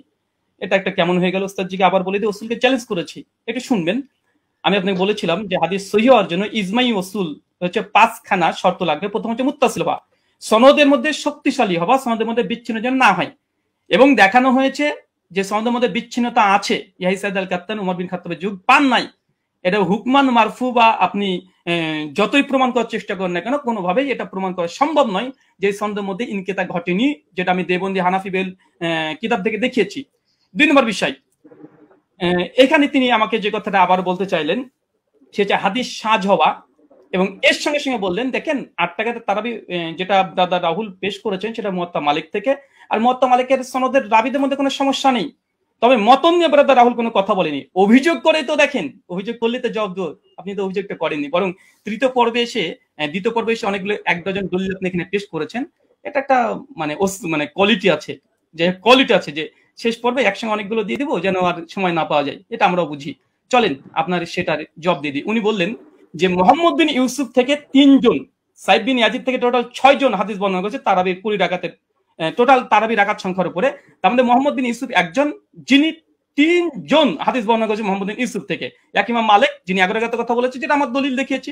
উনি বলেন মোহাম্মদ বিন ইবনে ইসহাক উনি 13 রাকাত, আর দাউদ বিন কায়েস তিনি 21 রাকাত। অতএব এখানে ইজতিরাব ঘটেছে। বাহ, চমৎকার। উস্তাদজিকে বলবো আরেকটু পড়াশোনা করতে হবে। শুধু মোহাম্মদ বিন ইউসুফ থেকে মাত্র 3 জন নয়, টোটাল ব্যবহার করেছে 8 জন হাদিস। আপনার সামনে স্ক্রিন দেখতে পাচ্ছেন। ইয়াহিয়া সাইদ আল কাত্তানের মতো মুহাদ্দিস আপনি যার কথা বলেন, উনিও ব্যবহার করেছেন। উনি মোহাম্মদ বিন ইউসুফ থেকে 11 রাকাতের কথা আদেশ করেছেন, যেটা মুসনাদ ইবনে আবি শাইবাতে রিয়াত স্পষ্ট সেই সনদে প্রমাণ আছে। যদি সম্ভব হয় একটা কিলো কাল করে দেখাবেন, আমি স্ক্রিন নিয়ে আসছি। 2 ইমাম মালিক তো দেখলেন একটু আগে, ইসমাইল বিন জাফর তিনিও বর্ণনা করেছেন 4, ওসমান ইবনে যায়েদ আল লাইসি তিনিও বর্ণনা করেছেন 11 রাকাত, ইসমাইল বিন উমাইয়া তিনিও 11 রাকাত, আব্দুল আজিজ বিন মুহাম্মদ তিনিও 11 রাকাত। টোটাল মোহাম্মদ বিন ইউসুফের 8 জন শাগরেদ, পয়েন্ট টু বি নোটেড, ভালোভাবে দেখেন, গেম ঘুরে যাবে এখান থেকে। মোহাম্মদ বিন ইউসুফের টোটাল 8 জন শাগরেদ তারাবির রাকাত বর্ণনা করেছে, তার মধ্যে 5 জন বাবার বর্ণনা করছে 11 রাকাত। শুধুমাত্র মোহাম্মদ বিন ইউসুফ আর দাউদ বিন কায়েস তারা বলছে কেউ 13 রাকাত, কেউ হচ্ছে 21 রাকাত। চলেন জবাব দেখেন। মোহাম্মদ বিন ইসহাক তিনি কি বলছেন, 21 রাকাত নাকি বর্ণনা করেছে। মোহাম্মদ বিন ইসহাক কে? হানাফিদের বই তাজালিয়াতে শাবদার দেওবন্দি মুনাজিরের নাকি ইসলাম তাজালিয়াত শাবদার 5ম খণ্ডের 311 পৃষ্ঠায় পরিষ্কার বলছে মোহাম্মদ বিন ইসহাক ইমাম মালিক তাকে দাজ্জাল বলেছে, কাযযাব বলেছে, মিথ্যুক বলেছে। হানাফিদের নিকটে মোহাম্মদ বিন ইসহাক তিনি কাযযাব, মিথ্যুক, মানে তাদের উসুল দিয়ে হাদিস জাল পর্যন্ত বলা যায়। কেন সনদের মধ্যে এই মোহাম্মদ বিন ইসহাক যিনি আছেন ইনি কাযযাব, যিনি 21 রাকাত বর্ণনা করেছে মোহাম্মদ বিন ইউসুফ থেকে। তাই মোহাম্মদ বিন ইউসুফের 5 জন শাগরেদ বলছে 11 রাকাত, আর একজন কাযযাব রাবি দেওবন্দীদের দাবি অনুযায়ী তিনি বলছেন যে না 13 রাকাত। অতএব এই হাদিস সহিহ নয়, এটা হানাফিদের উসুল প্রমাণিত। চলেন এটা যদি সন্তুষ্ট না হয়, দলিল সহ নামাজের মাসাইল 144 নম্বর পৃষ্ঠাতে মাওলানা আব্দুল মতিন সাহেব তিনিও এখানে এই 21 রাকাতে বর্ণনাকারী যিনি আছেন তার নাম মোহাম্মদ ইবনে ইসহাককে জয়ীফ এবং দুর্বল বলছে। স্ক্রিন আপনার সামনে লক্ষ্য করেন। 3 নাম্বার, জাস্টিস তাকি উসমানী একটা উসুল দিয়েছে, আলহামদুলিল্লাহ উসুল দিয়েছে। উসুলকে চ্যালেঞ্জ করেন, তাকি উসমানীর রসুলকে চ্যালেঞ্জ করেন। কি বলছে দেখেন, দারসে তিনি 2 খণ্ডের 93 পৃষ্ঠা তিনি বলছেন মোহাম্মদ ইবনে ইসহাক রাহিমাহুল্লাহ মাকহুলের ছাত্র, তার সম্পর্কে পেছনে বলা হয়েছে যে তার একক বর্ণনা সন্দেহযুক্ত। তাহলে মোহাম্মদ বিন ইউসুফ যদি একাকী কোনো রিয়াত বর্ণনা করে সেটা সন্দেহযুক্ত। আর তাজালিয়াতে শাবদারে বলছে মোহাম্মদ বিন ইসহাক হচ্ছে কাযযাব, যিনি 21 রাকাতে বর্ণনা করেছে। তাই ইমাম মালিক যে 11 রাকাতে বর্ণনা করেছে এটাই সহিহ, বরং মোহাম্মদ বিন ইসহাকের 13 রাকাতে বর্ণনা এটাই সহিহ। কোথা থেকে কি দিয়ে দিয়েছে চলেন এরপর কি বলছেন। দাউদ বিন কায়েসের হাদিস দিয়ে তিনি ইজতেরাবের দাবি করেছে। ওই উস্তাদজিকে আমি প্রথম পর্বে চ্যালেঞ্জ করেছিলাম যে ইজতেরাবের সংজ্ঞা কি পেশ করবেন, আর সেই সংজ্ঞাকে সামনে রেখে এই হাদিসকে আপনাকে ইজতেরাব দাবি করতে হবে। কারণ ইজতেরাবের একটা সংজ্ঞার মধ্যে এটাও পড়ে যে দুটো হাদিস সেম সমপরিমাণের সহি হতে হবে চেন অফ ন্যারেশন। মুয়াত্তা মালিকের যে গোল্ডেন চেন সিলসিলাতুল জাহাব একটা দলিল পেশ করেন, আলহামদুলিল্লাহ এখন মতো আসবে না। আমার তো উস্তাদজি প্রথম থেকে তিনি মুনকাতে হাদিস জয়ীফ মুনকাতে দলিল পেশ করছে, একটা মুত্তাসিল পারছেন না। মুয়াত্তা মালিকের মতো একটা দলিল দিতে পারছেন না। উস্তাদজি 15-30 মিনিট শেষ হয়ে গেল, মাত্র 15টা মিনিট আছে, একটা মুয়াত্তা মালিকের মতো গোল্ডেন চেন বারবার এই মুনকাতে সনদ দিয়ে দিচ্ছেন। চলেন তারপর দেখেন দাউদ বিন কায়েসের এখানে বলছে কি যে দাউদ বিন কায়েসের ইহদা ইশরিন যে এখানে 21 টাকাতে বর্ণনা আছে, হ্যাঁ আছে। দাউদ বিন কায়েসের এই হাদিস শুধু দাউদ বিন কায়েস একা এক জায়গায় বর্ণনা করেনি, এবং দাউদ বিন কায়েস এই হাদিস আরেকজন শাগরেদ দেখেন একই সনদ, এর ইমাম ফারাবির কিতাবুস সিয়াম 175 নম্বর হাদিস। এই 175 নম্বর হাদিসে ওমর বিন খাত্তাব তারাবি জামাত করেছে, এখানে রাকাতের সংখ্যা উল্লেখ নেই। আর এখানে দেখেন মুসান্নাফ আব্দুর রাজ্জাক উসমান সাহেব যে দলিল পেশ করেছে 21 টাকাতের, এই 21 টাকা যদি হয়েও যায় এখানে ওমর যে আদেশ করেছে দাউদ বিন কায়েসের বর্ণনাতে নেই। কিসের ইস্তেরাব? দাউদ বিন কায়েসের রিওয়াতে এখানে যে আদেশ করেছে নির্দেশ দিয়েছে ওমর নাই, ওমরের জামানায় পড়তো, কে পড়তো, কারা পড়তো, কে আদেশ করেছে, ওমর কি তাকে নির্দেশ করেছে, কিচ্ছু নাই। তাই ইস্তেরাব হওয়ার জন্য মতনের মোটামুটি সরাসরি কন্ট্রাডিকশন থাকতে হয়, সরাসরি কন্ট্রাডিকশন থাকতে হয়, অথবা দুটো মতন এমন সনদ এমন শক্তিশালী পর্যায়ে যেগুলো তাকবির দেওয়া সম্ভব নয়। এখানে 21 টাকাতে যে দাউদ বিন কায়েসের দুইজন এক জায়গাতে তিনি বর্ণনা করছেন, কোন রাকাত সংখ্যা তিনি বর্ণনা করছেন না। তাই এই দাউদ বিন কায়েসের 21 টাকাতের হাদিস দিয়ে তারপর যদি ধরেনি ফর সেক অফ আর্গুমেন্ট দাউদ বিন কায়েসের হাদিসে ওমর আদেশ দিয়েছেন নাই, তাই এই হাদিসকে সামনে রেখে মুয়াত্তা মালিকের হাদিসকে ইস্তেরাব দাবি করা এটা বেলপাক লেখাকের কি। আর 2 নম্বর ইবনে ইসহাকের যে 21 টাকাতে বর্ণনা, ইবনে ইসহাকের ওই রিওয়াতে ইবনে ইসহাককে সরাসরি দেওবন্দিরা কাজদা বলছে, দাজ্জাল বলছে ইমাম মালিকের কল নকল করে, তার দলিল দেওয়া মানে গাছে কাঁঠাল গোপে তেল। তাই দুটো জয়ীফ দলিল দিয়ে মুয়াত্তা মালিকের মতো গোল্ডেন চেন সিলসিলাতে জাহাবের পুরো অভিযোগ আপত্তি করা সনদ এবং মতনে পড়ে, এটা খুব হাস্যকর উস্তাদজি। এটা আপনার কাছে অন্তত হাদিস শাস্ত্রবিদ, আপনি হাদিস পড়ান শুনেছে একটা বক্তৃতাতে, কিন্তু এরকম করবেন আজকে আমি এটা ভাবতে পারিনি। আর তৃতীয়, যদিও সঞ্চালক আজকে দৃষ্টি কেমন দিয়েছে জানি না, আজকে আমাদের আলোচনাতে ছিল যে তিনি কোনো ফাতোয়া ফারাজ তুলবেন না, তিনি ওসাইমিনের ফতোয়া নিয়ে এসেছেন, ইবনে তাইমিয়ার ফতোয়া নিয়ে এসেছেন, ইবনে আব্দুল বারের ফতোয়া নিয়ে এসেছেন, স্যার মাযহারের ফতোয়া নিয়ে এসেছেন, ফাঁকা মাঠে গোল দিতে চেয়েছেন, এখানে থামানো হয়নি। যদি এরকমই হয় আমরা দোল দিতে পারি, চলে সামনে আসছে। আচ্ছা, তার মানে বোঝা গেল মুহাম্মদ বিন ইসহাকের ওই রেবাত 3 জন নাই উস্তাদজি, 8 জন। 5 জন বলেছে 11 রাকাত, আর 2 জন বলেছে 13-21, আর দুটো হাদিসই জয়ীফ হানাফি দেওবন্দীদের উসুল অনুযায়ী। তাই ওটা দিয়ে ইস্তেরাব দাবি করা বেলপাকলে কাকের কি এরকম হয়ে যায়। আচ্ছা, উস্তাদজির অভিযোগ ভিত্তিহীন প্রমাণ হয়ে গেছে। প্রথম কথা 8 টাকাতে তারিবি আলহামদুলিল্লাহ, ওটা না মতনি জয়ীফ না মতন না ইস্তেরাব, কোনো কিছু নেই। এবং চ্যালেঞ্জ করেছিলাম যে মানে বিগত দিনে 1284 হিজরি পূর্বে দেওবন্দি মাদ্রাসা প্রতিষ্ঠা হওয়ার আগে কোন মুহাদ্দিস হাদিসটাকে ইস্তেরাব দাবি করে বাতিল করেছে প্রমাণ দিতে পারেনি। 8টা প্রশ্ন ছিল। আচ্ছা, 20 রাকাত ইতিহাস বললেন, যখন 20 রাকাতের ইতিহাস, 20 প্রথমে হয়তো 11 রাকাত তারাবির আদেশ করেছিল ওমর বিন খাত্তাব, পরে হয়তো 20 রাকাত করেছে, তার মানে তিনি স্বীকার করে নিয়েছেন অর্ধেক যে ওমর বিন খাত্তাব 11 রাকাতের আদেশ করেছিলেন। আলহামদুলিল্লাহ। অনেকে বলে যে ছিলই না, কোনোদিনই ছিল না। 1984 তে প্রথম দাবি। দলিল নামাজের মাসালে কি বলছে দেখেন, ওমর বিন খাত্তাব 11 রাকাত তারাবির আদেশ করেছে, পরবর্তী সময় মানুষেরা 20 রাকাত পড়েছে, ওমরের আদেশে পড়েছে, দেখাতে পারবেন ইনশাআল্লাহ। দেখা দলিল নামাজের মাসালেও তো আছে, ইমাম বাইহাকির ওই কলটা নকল করেছে যেটা উস্তাদজি ওমর বিন খাত্তাব 11 রাকাতের আদেশ করেছিলেন, কিন্তু পরবর্তী সময়ে কিরাত ভারী হওয়ার কারণে তার রাকাত সংখ্যাকে বাড়িয়ে দিলেন, কিরাতকে কমিয়ে দিলেন। তো মানুষজন জনগণ তারা ওমরের আদেশে নয়, ওমরের আদেশে নয়, কে বা কারা তারা 20 রাকাত চালু করেছিল ওমরের জামানায়, কিন্তু ওমরের আদেশে নাই। ওমরের আদেশে কত রাকাত? বর্তমানে 11 রাকাত, স্পষ্ট প্রমাণ। এখানে দেখেন মালিকি মাযহাবের ইমাম হাবিব মালিকি দলিল নামাজের মাসাল থেকে দেখাচ্ছে যেন একটু পুষ্টিকর বেশি হয় তথ্যগুলো। কি বলছে দেখেন, যে প্রথমে 11 রাকাতই ছিল, মানে ওমরের আদেশ 11 রাকাতই ছিল, কিন্তু তারা কিরাত লম্বা করতেন, ফলে ভারী ঠেকতো। পরে তারা রাকাত সংখ্যা বাড়ালেন, মানে ওমরের আদেশে নয়, জনগণ এমনি বাড়িয়েছে, রাকাত বাড়িয়ে দিয়েছে, কিরাত ছোট করে দিয়েছে, তাই ওটা বাতিল। তিনি বললেন যে ইমাম মালিক ছাড়া নাকি করেনি। এটা আপনি দেখেন যে ইমাম মালিক ছাড়া কতজন করেছে, ইমাম মালিক ছাড়া টোটাল 7 জন বর্ণনা করেছে। এখানে আমাদের স্ক্রিন আপনারা দেখতে পাচ্ছেন। ওই দাবিটা ওসমান সাহেবের একটু হাদিসের মতন সম্পর্কে অজ্ঞতাই আছে বলবো, যদি মানে মনে করেন যে না আমি একটু বাড়াবাড়ি করলাম, তো কিছু করার নেই, একটু বলতে হবে। আচ্ছা, এখানে দেখেন আচ্ছা, ইমাম মালিক 1 রাকাত গ্রহণ করেনি, এটা খুব জোর দিয়েছে, যদি আজকে বিষয়ের সঙ্গে সম্পৃক্ত না। আজকের বিষয় ওমর কত রাকাত তারাবির আদেশ করেছে। ওস্তাদজি মুনকাতে দলিল দিয়েছে, মুত্তাসিল দিতে পারেন, আলহামদুলিল্লাহ। আমরা একদম chain of narration golden chain দিয়েছি। আচ্ছা, ইমাম মালিক 1 রাকাতের আদেশ করেনি, চলেন দেখেন। এটা কিতাব সালাতুত তাহাজ্জুদ, এটা আব্দুল হক আন্দলুসি রাহিমাহুল্লাহর গ্রন্থ।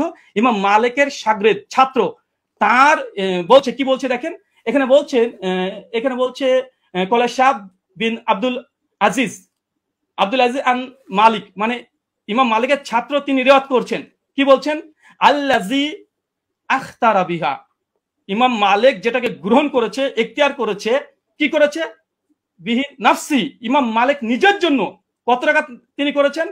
তারপর তিনি বলছেন দেখেন, ফি কিয়ামে রমাজান হুয়াল লাজি জামা, ইমাম মালিক উমর বিন খাত্তাব যার করে জমা করেছে উমর বিন খাত্তাব, সেটা হচ্ছে ইহিদা আশারাতা রাকাতান ওয়া হুয়া সালাতে রাসূলুল্লাহ সাল্লাল্লাহু আলাইহি ওয়াসাল্লাম। এখানে ইমাম মালিকের কথা নকল করছে স্বয়ং ইমাম মালিকের ছাত্র। আমি এখানে ইমাম মালিকের ছাত্র ডাইরেক্ট কল, তিনি বলছেন যে ইমাম মালিক যেটা গ্রহণ করেছিলেন সেটা হচ্ছে 11 রাকাত, যেটা ছিল রাসূলুল্লাহ সালাত এবং ওমর বিন খাত্তাব যার পরে জমা করেছে, প্রথম কল। দ্বিতীয় দেখুন, এখানে হচ্ছে ইবনে কাসিমের একটা কলমে নকল করে গেছি। ইবনে কাসিম তিনি মালিক থেকে বর্ণনা করছে যে ওমরের জামানায় 36 রাকাত পড়া হতো, 36 রাকাত পড়া হতো, কিন্তু ইমাম মালিক কত গ্রহণ করেছে দেখেন, শেষে লাল দিয়ে দাগানো আছে। তারপরে হচ্ছে আত্তারা ওয়া নাফসি, ইমাম মালিক নিজের জন্য যেটা নির্ধারণ করেছে, ইহিদা আশারাত রাকাতান, কিন্তু ইমাম মালিক নিজের জন্য 1 রাকাত, মানে ইমাম মালিকের সময় মানুষ 36 রাকাত পড়ছে, কিন্তু ইমাম মালিককে যখন সরকার যখন চিঠি পাঠায়, এই ঘটনা বর্ণনা আছে অনেক জায়গাতেই, তারপরে তাকে যখন বললো যে নামাজের সঙ্গে কি কমিয়ে দেবো, সেই সময় মালিক বলছে তারা পড়তে থাক, কিন্তু আমি নিজের জন্য ফি নাফসি, আমার জন্য ইহিদা আশারাত রাকাতান, আমি 11 রাকাতকে আমি নিজের জন্য গ্রহণ করলাম। মানুষ কি পড়ছে দেখার দরকার নেই, এবং মালিককে কথা মেনে নিতে হবে। আচ্ছা, এরপরে দেখেন, আচ্ছা বদরুদ্দিন আইনি হানাফি তিনিও উমদাতুল কারি শারে সহিহ বুখারীতে 102 নম্বরে তিনি এই কথা স্বীকার করে নিয়েছেন যে ইমাম মালিক তিনি তার নিজের জন্য 1 রাকাতকে তিনি পছন্দ করেছিলেন। তার জামানায় কে কত পড়েছিল দেখার দরকার নেই, কারণ আমাদের আজকের আলোচ্য বিষয় এটা নাই যে কার জামানায় কত রাকাত পড়েছে। যদি ওটা নিয়ে ডিবেট করতে হয়, আসেন পরে একটা সেশন রাখেন, অন্যদিন একটা সময় দেন, আবার আসবো, এটাও প্রমাণ করবেন ইনশাআল্লাহ। ওমর বিন খাত্তাব জামানাতে 8 টাকা তারাবি হতো। আজকের আলোচ্য বিষয় ওসমান সাহেব ভুলে গেলে হবে না, ওমর বিন খাত্তাব কত রাকাত তারাবির আদেশ করেছেন, ওমরের জামানায় কে বা কারা কত পড়তো, কোন ইমাম কত রাকাতের ফতোয়া দিয়েছে, কে কি বলেছে, এটা নয়। হাদিস শাস্ত্রের আলোকে ওমর বিন খাত্তাব কত রাকাত আদেশ করেছে, মুওয়াত্তা মালিকের স্পষ্ট হাদিস 11 রাকাত। আপনি ইস্তেরাবের দাবি করেছিলেন, দুমড়ে মুচড়ে গেছে, আলহামদুলিল্লাহ। বরং আপনি যে দলিল দিয়েছেন সবগুলো মুনকাতে হাদিসে পেশ করেছেন, এবং আপনাকে যে চ্যালেঞ্জগুলো করা হয়েছিল, আপনাকে যে চ্যালেঞ্জগুলো করেছিলাম, সেই চ্যালেঞ্জের জবাব এখন পর্যন্ত আসেনি। যে ইয়াহি সাইলাল কাত্তানের যে বর্ণনা পেশ করেছেন, কাকে আদেশ করেছে হাদিস উল্লেখ নাই। মুওয়াত্তা মালিকের হাদিস দেখেন, দুটো হাদিসকে সম্মানিত দর্শক মণ্ডলী মাইন্ড ফুলে রাখেন, ফ্রেশ রাখেন, এক গ্লাস পানি খান, তারপর আলোচনা শোনেন। উনি উমারের 20 টাকা তারাবির আদেশ যে দলিল দিয়েছে, মুনকাতে সনদ বিচ্ছিন্নতা আছে, কাকে উমার আদেশ দিয়েছে সে কথা হাদিসের মধ্যে উল্লেখ নেই। আচ্ছা, আর ওমর বিন খাত্তাব মুওয়াত্তা মালিকের সবকিছু মজুদ আছে, আলহামদুলিল্লাহ। তারপরেও দেখেন কোন হাদিসটা বেশি মজবুত এবং কোনটা শক্তিশালী, কোনটা। চলেন, আচ্ছা, উনি বলছেন অধিকাংশ ওলামারা তো ইমাম তিরমিজি নকল করলেন যে অধিকাংশ আহলে ইলম তারা কত রাকাত পড়েছে, তারা 20 রাকাতের কথা বলেছে। দেখেন ইমাম তাবারি কথা নিয়ে নেন, তাহলে ইমাম তিরমিজির পাল্টা যে তাবারি কল দিয়ে তিনি কি বলছেন, তিনি পরিষ্কার বলছে, ইমাম তাবারি কথা আছে, কাসরি মিনান আহলিল ইলম, অধিকাংশ ওলামারা, আহলে ইলমরা, মূর্খরা নয়, আহলে ইলমরা কি করেছে, ইহিদা আশরাতা রাকা, তারা 11 রাকাতকে পছন্দ করেছে, 11 রাকাতকে। এটা ইমাম কুরতুবীর কল মজুদ আছে। তো এরকম ফতোয়া যদি দিতে চাই, এরকম আপনিও দিবেন, আমিও দিব। আজকে টপিক এটা নয় যে কোন হুজুরে কত ফতোয়া দিয়েছে, জনগণ কত পড়তো, লোকজন কত পড়তো। আজকের আলোচ্য হচ্ছে উমর কত রাকাতের আদেশ করেছে। চলেন, এখানে তিনি কয়েকটা দলিল এখানে 20 টাকার আবার দেওয়ার চেষ্টা করেছে, আমরা সেখানে দেখাবো। বরং আমি বলবো, আচ্ছা 20 টাকাতে তিনি হাদিস আরো তিনি ঝরঝর করে 6খানা হাদিস দিয়ে ফেলেছেন, আমাদের 4টে মুরসাল। আমি সনদ দেখেন, পুরো হানাফিকে স্ক্রিনের মধ্যে রেখে দিয়েছে এখন এই মুহূর্তে। সাইদ বিন ইয়াজিদ থেকে আবু জুয়াবের হাদিস যায়িফ, চলেন এক ঝলক দেখে দেবো শুধু, কারণ এখানে আসলামী আছে, ইব্রাহিম বিন মুহাম্মদ বিন আবি ইয়াহিয়া আসলামী, তিনি পঞ্চম স্তরের মুদাল্লিস রাবি। এবং কে জেদ বলেছে এ রাবিকে স্বয়ং ইয়াহিয়া ইবনে মাইন হানাফি বলে দাবি করা হয়, তিনি স্বয়ং তাকে কাযযাব বলেছেন। লাইসা বিসিকাতিন, তিনি সিকা নয়, কাযযাব, তিনি মিথ্যুক রাবি দলিল দিয়েছেন। মুস্তাদজি হতাশ হয়েছি আলাইহিস সালাম সাহেব। 2 নম্বর, আবুল আলিয়ার যে বর্ণনা পেশ করেছে, আবুল আলিয়ার বর্ণনা আবু জাফর রাজি জয়ীফ রাবি, কে বলেছে, দেখেন এখানে নাজমুর রায়ত হাফিজ জাইলে কি বলছে, বলছে আবু জাফর মুতাকাল্লিম ফি, তিনি বিতর্কিত রাবি। কলা আলী ইবনুল মাদিনী, তিনি অনেক মানে ইস্তেরাব করতেন। কলা আহমেদ লাইসাবি কয়িন, ইমাম আহমেদ বিন হাম্বল বলছে এই আবু জাফর রাজি ইনি হচ্ছেন শক্তিশালী নয়। কলা আবু জুরা রাজি ইয়াহুম কাসিরা অধিকাংশ ভুল করতেন। হাফেজ জাইলাই হানাফি, তিনি বলছেন আবুল আলিয়ার হাদিসের যে রাবি আবু জাফর ইনি জয়ীফ রাবি মুতাকাল্লিম ফি, বিতর্কিত রাবি। বিতর্কিত রাবি দলিল দিচ্ছেন মুয়াত্তা মালিকের সামনে। অবাক অবাক। দেখেন ইমাম আহমেদ বলছে মুস্তারিবুল হাদিস আবু জাফর রাজিকে পঞ্চম। আচ্ছা, এবং তিনি ইয়াজিদ বিন রোমানের হাদিসটাকে তিনি আবার পেশ করলেন মতন পরপর তিনটা হাদিসকে ইরসাল বলছে। এক পৃষ্ঠাতে হানাফিদের তিনটা হাদিস জয়ীফ, আর এটা আসর সুনানে স্পষ্ট এখানে লিখে দেওয়া হয়েছে। আচ্ছা, এখানে চতুর্থ বিষয় দেখেন, উনি বারবার ইয়াহিয়া সাইদ আনসারীর হাদিসটাকে উনি বলছেন যে এটা যদিও মুরসাল উমরের জামানায় পায়নি। আমি এখানে 2 মিনিট নেব, যেটা পাওয়ার কথা। জি অবশ্যই, আপনি 2 মিনিট নেবেন। জি আচ্ছা, উস্তাদ জি শুনেন এবং শ্রোতা মণ্ডলী শুনেন, উনি যে দলিলটাকে মজবুত দলিল বানিয়েছেন যে ইয়াহিয়া বিন সাইদ আল আনসারীর এই হাদিস। দেখেন ইমাম হাজম রাহিমাহুল্লাহ তিনি বলছেন যে ইয়াহিয়া সাইদ আল আনসারী তিনি মৃত্যুবরণ করেছে ওমর বিন খাত্তাবের 25 বছর পরে। উস্তাদ জি কি দিয়ে মানুষকে মানে এইভাবে যদি রিজাল্ট শাস্ত্র নিয়ে যদি আলোচনা করতে আছেন, মানুষ তো হতাশ হয়ে বাড়িতে ফিরবে। যে এমন একজন হাদিস বর্ণনা করলেন যে ওমর বিন খাত্তাবের জামানায় পেল না, এখন তো এটা প্রমাণই করতে পারলেন না, সান থেকে মুত্তাসিল এখন পর্যন্ত প্রমাণ করতে পারলেন না, এটা আপনার জন্য আমি। এবং উনি বলেন যে ওসুলকে নাকি চ্যালেঞ্জ করিনি, ওসুলকে চ্যালেঞ্জ করেছি। 2-4টে মুস্তালাহুল হাদিস, মানে এই গোটা আলোচনার সারমর্ম এটাই হয়ে যাচ্ছে যে এখন মুরসাল হাদিস দলিল কি দলিল না, মুরসাল হাদিস দলিল কি দলিল না। আরে যদি তর্কের খাতে ধরে নি মুরসাল হাদিস দলিল, মুয়াত্তা মালিকের মতো গোল্ডেন চেনের সঙ্গে টেক্কা দিতে পারে? ধরেও নি ফর সেক অফ আর্গুমেন্ট, কোথায় কি আর কোথায় কি, যে ধরেও নি। তারপরে দেখেন এখানে আরেকটা উনি বললেন যে ওমরের জামানাতে পড়ার কথা, যদি ওমরের জামানার কথা হয় আমরা তো দলিল দিয়ে দিতে পারবো যে ওমরের জামানাতে সাহাবীরা ইয়াহিয়া সাইদ আল কাত্তানির মতো সাহাবীরা তিনিও 11 রাকাত তারাবি পড়েছেন। এই মর্মে অনেকগুলো দলিল আমরা দেখিয়ে দিতে পারবো। আমি এক ঝলক শুধু দেখে দেবো, তিনি যেহেতু অনেক সাহাবীদের কথাও তিনি দলিল হিসেবে নিয়ে এসেছেন যে তারা কোন কোন জামানায় তারা পড়তো। আচ্ছা চলেন, আচ্ছা এখানে ইয়াহিয়া সাইদ আল আনসারীর যে রিওয়ায়াত নিয়ে এসেছে দেখেন, আমি এখানে 4 জন এখানে দেখে দিচ্ছি, এখানে 4 জনের নাম দেখেন।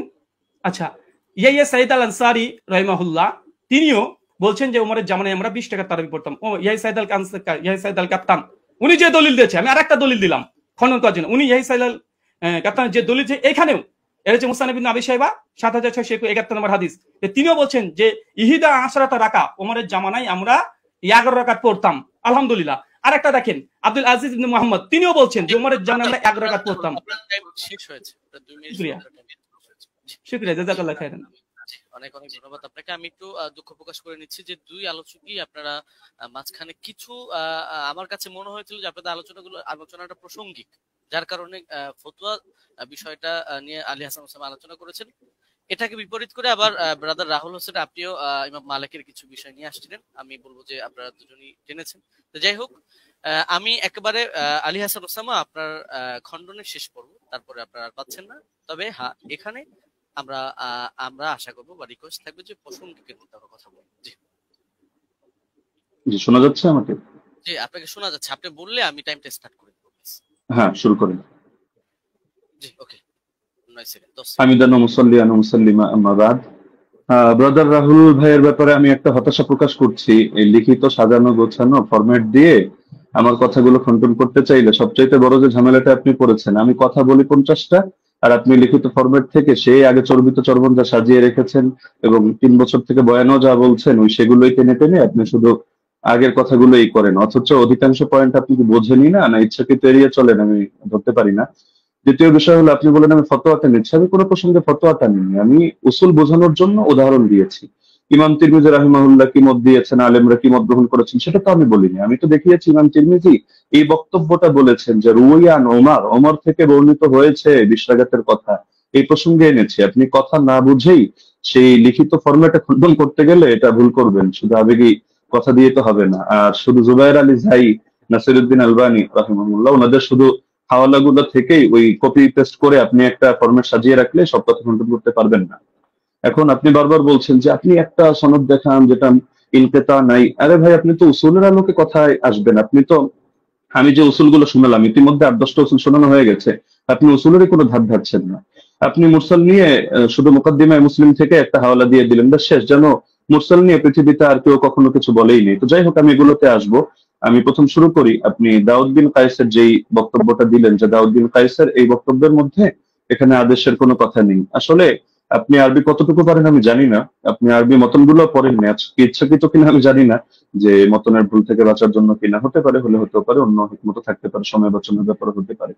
আপনি এই বাক্যটার অনুবাদটা করে দিয়েন আমাকে, যে দাউদ বিন কায়েসের রিওয়ায়াতের মধ্যে যে আছে যে আন্না উমর জামাআ আন-নাস ফি রমাদান আলা উবাই ইবনে কাব ওয়া আলা তামিম আদ-দারি আলা 21 রাকাতান। এই জামাআর সাথে আলা অব্যয় যোগে যখন বলা হয়, জামাআ উমারু, ওমর মানুষকে জমা করেছেন কোন ব্যাপারে? আলা 21 রাকাতান, 21 রাকাতের ব্যাপারে। তখন এর দ্বারা কি বোঝায়? যে ওমর আদেশ করেন নাই, ওমর কিছু বলে নাই, তারা নিজেদের থেকে পড়ে নিয়েছেন। এই অনুবাদটা এটা কোন ডিকশনারির আলোকে করলেন পৃথিবীতে? এটা কি মেড ইন ইন্ডিয়া না মেড ইন বাংলাদেশ? এটা আমাকে অনুগ্রহ করে আপনি দেখাবেন। আর আপনি বললেন যে 8 জন বর্ণনা করেছেন, শুধু ওই 3 জনই না। আমি তো 3 জন প্রসঙ্গ আর 8 জন প্রসঙ্গে বলিনি। আমি তো কথাটা বলেছি এই প্রসঙ্গে যে ওনাদের বর্ণনাগুলোর মধ্যে ভিন্নতা আছে, ইস্তেরাব আছে, এই প্রসঙ্গে আমি কথাটা টেনেছি। আপনি মোহাম্মদ বিন ইসহাককে টানলেন এবং তাকে নিয়ে বড় করে কথা বললেন, অথচ মোহাম্মদ বিন ইসহাক তো আমি স্রেফ মনে হয় 5 সেকেন্ডে একটা বাক্য হিসেবে, উদাহরণ হিসেবে দেখিয়েছি। আমি মূল আপনাকে সাংঘর্ষিক দাঁড় করিয়েছি দাউদ বিন কায়েসকে। দাউদ বিন কায়েসের এই সনদটাকে আপনার পক্ষে সম্ভব না এটাকে জয়ীফ বলে প্রমাণ করা, এটা সুনিশ্চিত ভাবে। আর আপনি শুধু এটা বারবার বলছিলেন যেখানে আদেশ কথা নাই, আদেশ কথা নাই। আপনি একই রকম কথার মধ্যে দেখেন না যে ইস্তেরাব আছে কিনা। আরে ভাই, এখানে তো আপনার এই জিনিসটা বুঝতে হবে যে ওনার থেকে যারা বর্ণনা করেছে, কারো বর্ণনার সাথে কারো বর্ণনা মিল নেই। এক জায়গায় আদেশের কথা আছে, আরেক জায়গায় আদেশের কথা নেই। এক জায়গায় আমলের কথা আছে, আরেক জায়গায় আবার আমলের কথা নেই, শুধু আদেশের কথা। এখন আদেশ নিয়ে আপনি 8টা কেন, আদেশ নিয়ে শুধু দুটোই দেখতে পারবেন। ইমাম মালিকের যে সনদটা আনলেন, সেখানে ইমাম মালিক রহমতুল্লাহ আলী তার সনদের মধ্যে আছে যে তিনি আদেশ দিয়েছেন, আর দাউদ বিন কায়েসের মধ্যে আছে যে আদেশ দিয়েছেন। কিন্তু এখন দাউদ বিন কায়েসের এই সনদের মধ্যে জামা আলা এটা যোগ করলে অর্থ এটাই দাঁড়ায় যে ওমর মানুষকে 21 রাকাতের ব্যাপারে একত্রিত করেছেন। তাহলে এটা কিভাবে সম্ভব যে একই হাদিসের মধ্যে এক জায়গায় বলা হচ্ছে 21 রাকাত, আর এক জায়গায় বলা হচ্ছে 11 রাকাত? যদি হাদিস ভিন্ন ভিন্ন হতো, ভিন্ন ভিন্ন বর্ণনাকারীর থেকে, আমরা তাহলে ধরতাম না এটা জামানার ভিন্নতা। লেকিন এরকম তো কোনো ব্যাপার ঘটেনি। সুতরাং এটা গায়ে পড়ে করা হয় না। আর সাত বর্ণনা কাকে বলে? দাউদ বিন কায়েসকে আপনি কোন পর্যায়ে দাঁড় করিয়ে আপনি সাজ এখানে বলবেন, বা আপনি এটাকে ওইটার সাথে সাংঘর্ষিক করবেন? যদি এক রেওয়ায়েতের মধ্যে সংখ্যা কম পাই আর এক রেওয়ায়েতের মধ্যে সংখ্যা বেশি পাই, তাহলে সেই ক্ষেত্রে কি হুকুম আছে? এটা তো আপনার ফতোয়ার আলোকেই করতে হবে। আপনি তো মন গড়া একটা বললে হবে না। আর কিছু কথা তো আপনি বলেছেন একদম মানে সনদ ছাড়া, যেগুলোর কোনো সনদই নেই। আপনি ইমাম মালিকের একটা ফতোয়া আনলেন, হলো তার এক শাগরেদ বলেছেন, তার শাগরেদ থেকে কি আপনি শুনেছেন না কিতাবের লেখক ডাইরেক্ট শুনেছে? মাঝখানে সনদগুলো গেল কোথায়? আর আপনি মাযহাব নিয়ে কথা বলতে চাইলে মাযহাবের ব্যাপারে মূলনীতিগুলো তো আপনার জানা থাকা দরকার। ধরেন মালিকি মাযহাব নিয়ে আমি 100টা মত পেলাম, তাহলে আমি কোন মতটা চূড়ান্ত ধরবো? এখন ইমাম মালিক থেকে একটা বিশুদ্ধ মত দেখাতে পারবেন না যে ইমাম মালিক রহমতুল্লাহ আলী কোথাও আত্রাগাতের মতামত দিয়েছেন। আপনি হাফিজ ইবনে হাজার আসকালানী রহমতুল্লাহ আলী, আপনাদেরও পছন্দের ব্যক্তিত্ব, তার কিতাব থেকেও আপনারা দেখে নিতে পারেন, অথবা তার হাওয়ালা আমি হুবহু বাক্য বলে দিচ্ছি। তিনি লিখেছেন ইতিমাদুহুম ফিল আহকাম ওয়াল ফাতওয়া আলা মা রাওয়াহু ইবনুল কাসিম আন মালিক সাওয়াউন ওয়াফাকা মা ফিল মুওয়াত্তা আম লা। যে ফতোয়া দেওয়ার ক্ষেত্রে, বিধিবিধান বর্ণনা করার ক্ষেত্রে ইবনুল কাসিম যেটা বর্ণনা করবে ইমাম মালিক থেকে, সেটাই গ্রহণযোগ্য, এবং সেটা মুওয়াত্তা কিতাবের মধ্যে যা আছে তার সাথে মিলুক বা না মিলুক, এটা হলো মাযহাবের মূল ভিত্তি হিসেবে ধরা হবে। এটা তাজিলুল মানফা 4 নম্বর পৃষ্ঠার মধ্যে পেয়ে যাবেন। তো ওনার শাগরেদ ইবনুল কাসিম বলেন, ইবনে আইমান বলেন, তাদের থেকে কোথাও আপনি আত্রাগাতের দূরতম কথাও দেখাতে পারবেন না। আত্রাগাতের কথা আল্লামা আইনি যেটা এনেছেন, সৈয়দী যেটা এনেছেন, আপনি সৈয়দীটা তো আনেননি, এটা আপনার নজরে পড়ে নেই হয়তো, যে জায়গা থেকে কপি পেস্ট করেছেন। না হলে এর বিপরীতে আমি আপনাকে, যদি 100 চান আমি 100 হাওলা আপনাকে দিয়ে দিতে পারবো। যদি আপনি বলেছেন যে আলাদা ডিবেটের আয়োজন করলে, তো ঠিক আছে, করতে পারেন। তো ইমাম আইনি বলেছেন, ইমাম সৈয়দী বলেছেন, বেসনদ কথাবার্তা কোথাও দলিলযোগ্য হবে না। তো মোহাম্মদ বিন ইসহাক এখানে ফ্যাক্টর না, আর অন্য লোক ফ্যাক্টর না। আর আপনি বলছেন যে আমরা দেওবন্দিরা গায়ে পড়ে দাবি করি মুস্তারিদ, আর কেউ দাবি করে না কেন? আপনি তো আহলে হাদিস ঘরানার। তো আপনাদের পিস পাবলিকেশন থেকে বই প্রকাশিত হয়েছে রাসূল সাল্লাল্লাহু আলাইহি ওয়াসাল্লামের প্র্যাকটিক্যাল নামাজ কোরআন ও সহিহ হাদিসের আলোকে। এই বইয়ের 222 নম্বর পৃষ্ঠা থেকে আমি আপনাকে শোনাচ্ছি। তার শাসন আমলে, তার মানে ওমরের কথা চলছে, 11 রাকাত এবং 21 রাকাত তারাবি সালাত আদায়ের প্রমাণ পাওয়া যায়। সাহেব রাদিয়াল্লাহু আনহু তৃতীয় ছাত্র মুহাম্মদ ইবনে ইউসুফ উপরোক্ত কথাগুলোর বর্ণনাকারী হাদিসের মূল সূত্র অনুসারে একই রাবির একই বিষয়ে পৃথক পৃথক মত প্রকাশ করা বিশুদ্ধ হওয়ার অন্তরায়। সুতরাং বিশ্বাকাতের অভিন্ন মত গ্রহণ করাই যুক্তিসঙ্গত। তাহলে ইস্তেলাফের কথা কি আমরা টানলাম নাকি আপনাদের লোকেরাও এটা টেনেছে? এটা তো আপনাদের স্পষ্টভাবে দেখা দরকার। আর আপনি বারবার শুধু এই প্রসঙ্গগুলো তো এখানে অপ্রাসঙ্গিক কথা টানলে হবে না, যে গোল্ডেন চেইন, আরে গোল্ডেন চেইন নাকি এটা ডায়মন্ডের চেইন নাকি হলো এটা রূপার চেইন, সেটা তো আমাদের দরকার না। আমাদের দরকার হলো আপনার এখানে 5টা জিনিসটা এক রাখতে হবে। আপনি শুধু আমাদের কথা প্রসঙ্গে বলছেন যে সনদের মধ্যে কোনো ইনকিতা নাই, আপনারা প্রমাণ করেন। আরে সনদের মধ্যে তো ইনকিতা বাস্তবেই নাই। আপনি যে ইনকিতা আপনার চোখে দেখতে পাচ্ছেন, এটা আপনার পড়াশোনা কম থাকার কারণে হচ্ছে। না হলে আমি তো উসুলের আলোকে দেখালাম, উসুলগুলো তো আপনি খণ্ডন করতে পারেননি এবং সম্ভব না। তো যার কারণে সনদের মধ্যে তো ইনকিতা নেই, তো শুধু গায়ের জোরে বললে তো হবে না। তো হাদিসটা যারা বলেছে হাদিস সহি হওয়ার জন্য এই 5টা শর্ত, সেই ইমামরাই, এটা অন্য কোনো ইমাম না। আমি আজিব গারিব কারো নাম টানি নাই বা আমাদের কোনো বড় হুজুরের নাম টানি নেই, তারাই এই মূলনীতিটা দাঁড় করিয়েছেন। তো সুতরাং এটাকে আপনি গায়ের জোরে অথবা চাপার জোরে বা একটা হাসি দিয়ে ফেলে দেওয়ার মতো বিষয় না। তো আবার কিছু আলোচনা টেনেছেন একেবারে অপ্রাসঙ্গিক, যেমন ওমর কাকে আদেশ দিয়েছেন। আচ্ছা, ওমর আপনাকে আদেশ দিল বা আমাকে আদেশ দিল, কাকে আদেশ দিল এটার সাথে কোন বিষয়ের সম্পর্ক? এখন রাজুলান, এই রাজুলান শব্দটা যদি এমন হয় যে পৃথিবীর কেউ কোনোদিন জানতে পারলো না যে রাজুলানটাকে উবাই বিন কাব নাকি তামিম দারি নাকি অন্য কোনো সাহাবী, এটা কি সমস্যা? আমাদের তো আলোচ্য বিষয় এটা যে ওমর রাদিয়াল্লাহু আনহু তিনি কত রাকাতের আদেশ করেছেন, 8 নাকি 20। 8-এর পক্ষে আপনি যে দলিল দিয়েছেন সেই দলিলটা মুস্তারিদ একটা রিওয়ায়াত, যে রিওয়ায়াতটা গ্রহণযোগ্য না। আপনাদের কিতাবের মধ্যেই লেখা আছে যে না, এই রিওয়ায়াতটা দলিলযোগ্য হয় না। তো সুতরাং এটা তো আমাদের এখানে টেনে লাভ নেই। তার মধ্যে আরো কিছু আলোচনা টেনেছেন একেবারে প্রাসঙ্গিক, যে এমন জিনিস দেখান, অমুকের আগে কে করেছে, তমুকের আগে কে করেছে, মাদানী রাওয়ি, সিলসিলাতুল জাহাবিয়া, গোল্ডেন চেইন ইত্যাদি। এগুলো দেখানো না দেখানো তো মূল বিষয় না। আপনি অপ্রাসঙ্গিক প্রশ্ন আমিও চাইলে আপনাকে 100টা করতে পারি, কিন্তু আমি পূর্বের অংশগুলোতে একটা অপ্রাসঙ্গিক কথা বলিনি। অতি অল্প সময়ের মধ্যে শুধু আপনাকে আমি মূলনীতিগুলো বলেছি, লেকিন আপনি যেহেতু আগে একটা ফরম্যাট সাজিয়ে এনেছেন, তো যার কারণে মূলনীতিগুলো আপনি করেননি। এই যে আবু জাফরকে নিয়ে আপনি মাঝখান থেকে কথা প্রসঙ্গে টেনেছেন, যদি আমি এগুলো মূল দলিল দেইনি। আরো মজার বিষয় হলো আপনি এমন কিছু খণ্ডন করে দিয়েছেন যেটা আমি বলিই নাই। আবার আমি যেটা বলেছি এমন অধিকাংশ পয়েন্ট দিয়েছেন বাদ দিয়ে কয়েকটা রিওয়ায়াত বললেন যে আপনি এটা বলেছেন, আমি হতাশ, অথচ এটার জবাব এটা, অথচ সেটা আমি বলিনি। তো মাঝখানে আবু জাফরকে টেনে এনেও আপনি দাঁড় করিয়ে দিলেন যে আবু জাফর এটা সর্বসম্মতিক্রমে যায়িফ, কিছু কারণও টানলেন, অথচ আবু জাফর মুখতালাফ ফিহি যায়িফ না। যদিও এটা মূল আলোচনা, প্রাসঙ্গিক ভাবে বলছি, মুখতালাফ ফিহি যায়িফ না। তাকে নিয়ে ইখতিলাফ হওয়া ভিন্ন জিনিস, আর চূড়ান্ত ভাবে যায়িফ হিসেবে স্বীকৃত হওয়া ভিন্ন জিনিস। আপনি যে মত টানলেন এই মতের মধ্যেও তো আপনি মিস্টেক করেছেন। দেখা যাচ্ছে আলবানী রাহিমাহুল্লাহ এক্ষেত্রে এই কাজটা করেছেন, সদুকুন এই শব্দটা বাদ দিয়ে পরবর্তী যে কথাটা তিনি ভুল করেন ইত্যাদি, তার মধ্যে সমস্যা, ওই কথাটা টেনেছেন। তো সদুকুন হুকুমটা বাদ দিয়ে দিয়েছেন। অথচ আবু জাফরকে নিয়ে যদি দেখেন, ইয়াহয়া ইবনে মাইন সিকা বলেছেন, ইবনু আবি মারিয়াম বলেছেন তার হাদিস লেখা যাবে, সমস্যা নেই। ইবনুল মাদিনী বলেছেন সে আমাদের দৃষ্টিতে সিকা, ইবনু আম্মার মাউসিলি বলেছেন সিকা, আবু হাতিম বলেছেন সিকা, সাদুক সালিহুল হাদিস, জাকারিয়া সাজি বলেছেন সাদুকুন লাইসা বিমুতকিনিন, ইবনু আদি বলেছেন লাহু আহাদিসু সালিহা ওয়াকাদ রাওয়া আনহু الناس واحاديثها عامتها مستقيمه وارجو انه لا باس به। ইবনু সাদ বলেছেন কানা সিকা, হাকিম বলেছেন সিকা, ইবনু আব্দুল বার বলেছেন হুয়া ইনদাহুম সিকা আলিমুন বিতাফসিরিল কোরআন। এগুলো আরো দেখতে পারেন আপনি তাহযিবুত তাহযিব 10 নম্বর খণ্ড 62 নম্বর পৃষ্ঠা। তো আবার তার থেকে কি কি দুর্বল বর্ণনা, এগুলো আলাদা লিস্ট আপনি পাবেন হাফেজ ইবনে আদির কিতাবের মধ্যে, আল কামিল, যেটা 5 নম্বর খণ্ড 255 পৃষ্ঠা। সেখানে দেখবেন এই তারাবি সংক্রান্ত রিওয়ায়াতটা তিনি টানেননি। তো বারবার আপনি মুরসাল এই গায়ের জোরে মুরসাল সাব্যস্ত করে দিয়েই কথা তো শেষ না। আমরা যে মূলনীতিগুলো বললাম, আর এটাও আমরা দেখালাম যে সনদ কোথাও সহি না হওয়ার পরও সেই ক্ষেত্রে আপনার হুকুম আরোপ করে দেওয়া হয় যে এই জিনিসটা যেহেতু উম্মতের ব্যাপক আমলের মধ্যে আছে, কখনো কখনো সেটাকে আমলযোগ্য বানিয়ে দেওয়া হয়। এটা মানে ইমামদের সর্বসম্মত একটা উসুল, যদি আমরা এগুলোকে কোনোটাকে মূল ধরি নেই। আপনি তো এখানে বলতে চাচ্ছেন আপনার মূল কথাই এটা যে ইয়াহইয়া বিন সাঈদ হয়তো কোন আলতু ফালতু রাওয়ী থেকে এনেছেন এবং হাদিসের মধ্যে একটা দুর্বলতা তৈরি হয়েছে, অথচ প্রথম ধাপের মূলনীতিগুলোর মধ্যে আমরা যা বলেছি এখানে আপনার কথাগুলো খণ্ডন হয়ে যায়। পাশাপাশি সেই জামানার আমলগুলোকে আপনি যেভাবে উড়িয়ে দিচ্ছেন যে যার যেভাবে মনে চায় আমল করেছে, লেকিন এই জায়গায় ওমর রাদিয়াল্লাহু আনহু আদেশ হয়তো ছিল না। আপনি খেলাফতের জামানা দেখেন নাই, নরেন্দ্র মোদীর জামানা দেখেছেন, এই হিসাবে আপনার এমন মনে হতে পারে যেখানে সাহাবীরা বলছেন যে সাহাবীরা আমল করতেন, কানু ইয়াকুমুন অথবা কুন্না নাকুমু, আমরা আমল করতাম। তো তারা সকলে আমল করতেন আর খলিফা এখানে কিছু জানতো না, কিন্তু কোন বাড়িতে কি হচ্ছে না হচ্ছে এরকম সূক্ষ্মাতি সূক্ষ্ম অনেক বিষয় পর্যন্ত খলিফা জেনে যাচ্ছে।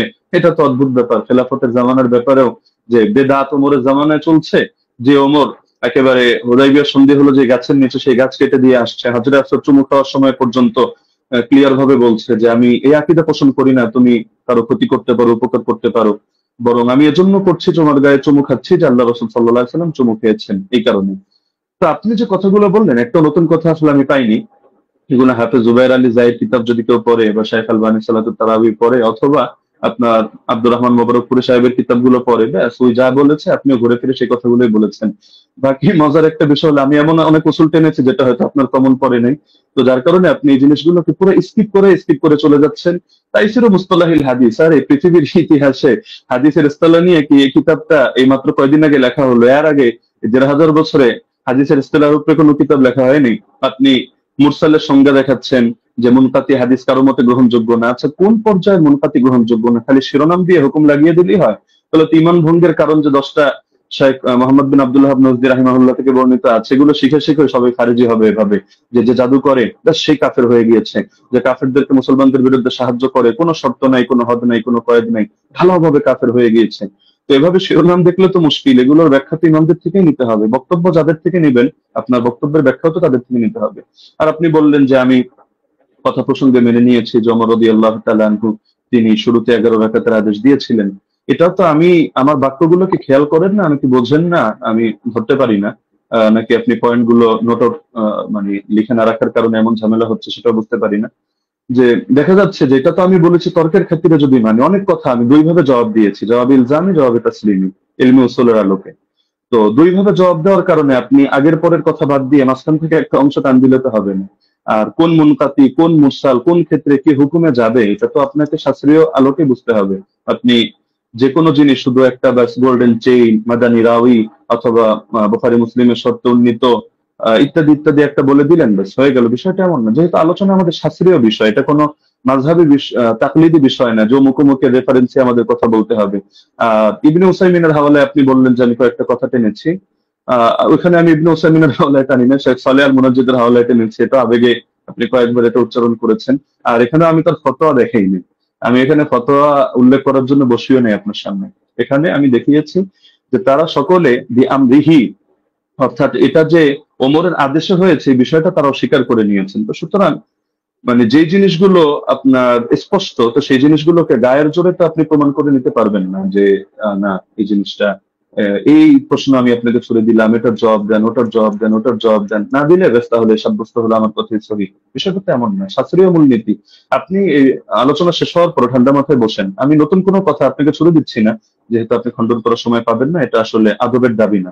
ছুড়লে আমি ছুটতে পারি, আপনি ভবিষ্যৎবাণী করে দিয়েছেন যে এমন কৌশল হয়তো আপনি করবেন, আমরাও বুঝি না, এত বোঝার দরকার নেই। আহ আমার ব্যাপারে খারাপ ধারণা আপনি অযৌক্তিক ভাবে রাখারও কোনো কারণ নেই। আর আমি তো আপনার মতো পুরোনো ডিবেটারও না যে এখানে ডিবেটের কৌশল খাটিয়ে আমি আপনাকে পরাজিত বা অপমানিত বা লাঞ্ছিত করতে চাবো না। আপনি আমার দিনী ভাই, মহাব্বতের ভাই। আপনি কাফের মুশরিকদের বিরুদ্ধে যে কাজ করেন আমি এগুলোকে শ্রদ্ধা করি এবং উৎসাহ দিই, দোয়াও করি। আগামীতেও আমি আশা রাখি আপনি কাজগুলো কন্টিনিউ করবেন। তো সুতরাং আপনার সাথে আমার কোনো দ্বন্দ্ব নেই, কোনো ভিন্ন কিছুও নেই। আল ওয়ালা আল বারা, এই আকীদাই তো আমরা ইসলাম থেকে লালন করি। তো সুতরাং অপ্রাসঙ্গিক কথা না টেনে আপনি মূলনীতির আলোকে বিষয়গুলো বোঝেন। প্রয়োজনে আপনি এই ভিডিওটা এটা শেষ হওয়ার পরও লাইভ স্ট্রিমিং আপনি ঠান্ডা মতো 10 বার শোনেন, 20 বার শোনেন, প্রয়োজনে মুযাকারা করেন। কোন ভুল যদি আপনার কাছে মনে হয় আপনি স্বীকার করে নেন, সমস্যা নেই। আর যদি মনে হয় না ভুল না আপনারটা সঠিক, ঠিক আছে, আপনি স্থির থাকেন। বাকি সারা দেশ তো দেখছে, তারা বিষয়গুলো সঠিকভাবে বিবেচনা করবে। আমরা তো এখানে কোনো বিচারক নির্ধারণ করে বসিনি। তো যার কারণে পুরো দেশ এটা কমন সেন্স দিয়ে বিবেচনা করবে। জাযাকাল্লাহ। আমি সেকেন্ড সময় অতিরিক্ত নিচ্ছি না। জি, মুফতি আলী ওসামা, আপনি চাইলে 2 মিনিট ইউজ ব্যবহার করতে পারতেন, বাদবাকি আপনি না, করেননি। ব্রাদার রাহুল বলেন। যে আমাদের খণ্ডন যে 2টি পর্ব ছিল, 2টি শেষ হয়েছে। এখন আপনারা শুধু 5 মিনিট করে সময় পাবেন। এটা হচ্ছে রিভিউ পর্ব, অনুসংখ্য পর্ব। এই পর্বে আপনারা 5 মিনিট করে আলোচনা করতে পারবেন। নতুন কোনো তথ্য আপনারা অ্যাড করতে পারবেন না এই পর্বে। হ্যাঁ, আমি ব্রাদার রাহুল হোসেন আপনার কাছে যাব এবং আপনি বললে আমি আপনার টাইমটা শুরু করব। জি, শুরু করুন। জি, বিসমিল্লাহ। তো শেষ থেকে শুরু করি। ওস্তাদ যে বারবার কয়েকবার অভিযোগ করলেন বারংবার যে আমি জুবাইর আলী যাই আর আলবানির বই পড়ে এসে বসে পড়েছি। কার বই থেকে ইলম নিয়েছি? সালাফদের থেকে তো আমরা ইলম দেবো, তাই তো? আলেমদের কাছ থেকে, কোনো জাহেলের কাছ থেকে তো নিইনি, তাই না? আমি তো আপনাকে বলতে পারি যে মৌলানা আব্দুল মালিক সাহেবের বই থেকে ঢের প্রমাণ দেখিয়েছি। তো তার কাছ থেকে জ্ঞান নিয়েছি, আপনার কাছ থেকে জ্ঞান নিই। বিভিন্ন জায়গা থেকে জ্ঞান নিই। আমি জ্ঞান আমার উপরে এলহাম আসবে না, এটা অন্তত আপনি মানেন যে আমার প্রতি ইলহাম আসবে না, আলেম ওলামাদের বই পড়েই আমাদের এখানে আসছে, এসে আলোচনা করা, তো এখানে তো এতরাজ করার অভিযোগ মানে আমি বুঝলাম না। 2 নম্বর, তিনি বললেন যে আমি নাকি এমন কিছু অভিযোগের জবাব দিয়েছি যেহেতু আগে থেকে স্লাইড তৈরি করে রেখেছি, এই জন্য নাকি আমি তাল হয়ে ফেলেছি। আমি অবাক হয়েছি, যে ভাবলাম যে ওস্তাদজি হয়তো অনেক কিছু মানে একদম ইলমে হাদিসের অনেক কিছু নিয়ে আসবে, এসে আমি অবাক হয়েছি, না কিছুই নিয়ে আসেনি, একটা মুত্তাসিল সনদই পেশ করতে পারেনি। তার জন্য আমি অনেক কিছু ভেবে অনেক কিছু রেডি করে গেছি, দুর্ভাগ্য যে আমি যা রেডি করেছি তার 30% দলিল দিতে পারিনি। আমি একদম নিশ্চিত আমি যদি আজকে ওসামা যে উস্তাদজির মানে মানে ওসমার জায়গাতে থাকতাম, উস্তাদজির পক্ষে থাকতাম, তাহলে আমি এর চেয়ে ঢের দলিল দেখাতে পারতাম, ঢের দলিল দেখাতে পারতাম। আমার কাছে 20 টাকার পক্ষে আরো অনেক দলিল ছিল, অনেক দলিল, কিন্তু উস্তাদজি দিতে পারেনি না দেয়নি না কি আমি বুঝলাম না। তো যাই হোক, সেটা একটা আলাদা বিষয়। এখানে লাস্টে তিনি ঘুরে দিলেন যে এটা ইনকেতা, ইনকেতা কেমন ইনকেতা? জি, আপনার চেয়ে তো অনেক বড় বড় উস্তাদজিরাই তো আমাকে শিখে দিয়েছে এটা ইনকেতা। যেন দলিল নামাজে মাসাল বই তো দেখালাম, তিনি ইনকেতা স্বীকার করে নিয়েছেন, মুরসাল স্বীকার করে নিয়েছেন। জাফর আহমদ উসমানী বলছে মুরসাল, ইনকেতা আছে, বিচ্ছিন্নতা আছে। আমি আপনাকে পরিষ্কার চ্যালেঞ্জ করেছি, জবাব আপনি এখন পর্যন্ত দিচ্ছেন না। যে হাদিস সহিহ হওয়ার জন্য 5টা শর্ত, প্রথম শর্ত হাদিস মুত্তাসিল হতে হবে। হাদিস কি মুত্তাসিল? মুত্তাসিল না, বিচ্ছিন্ন ঘটেছে, ওলামারা স্বীকার করে নিয়েছে। আর যদি আপনি অস্বীকার করতে চান, জনসাধারণ দেখছে, জনসাধারণ দেখছে, এমন খেয়ানত অন্তত করাটা উচিত নয়। যেখানে আমাদের মৌলানা আব্দুল মালিক আব্দুল মতিন সাহেব স্বীকার করে নিয়েছে ইনকেতা ঘটেছে, আর আপনি এসে বলছেন যে ইনকেতা ঘটেনি, ইনকেতা ঘটেছে, তারা মূর্খ। এখন মৌলানা আব্দুল মালিক মতিনকে যদি মূর্খ বলতে চাই বলতে পারবে, তবে আমি বলতে চাই না। 3 নম্বর, তিনি বললেন যে দাউদ বিন কায়েসের হাদিসের জমা হওয়ার কথা আছে, ধরে নিলাম, আচ্ছা আছে, জমা হওয়ার কথা আছে। আচ্ছা উস্তাদ জি, এটা কি ইনসাফ? মোহাম্মদ বিন ইউসুফ থেকে টোটাল 8 জন বর্ণনা করছে তারাবি রাকাত, 5 জন বর্ণনা করছে 11 রাকাতের পক্ষে, 6 জন, আর মাত্র দাউদ বিন কায়েস বলছে 11 রাকাত। তাহলে 7 যদি হয় কোনটা হবে?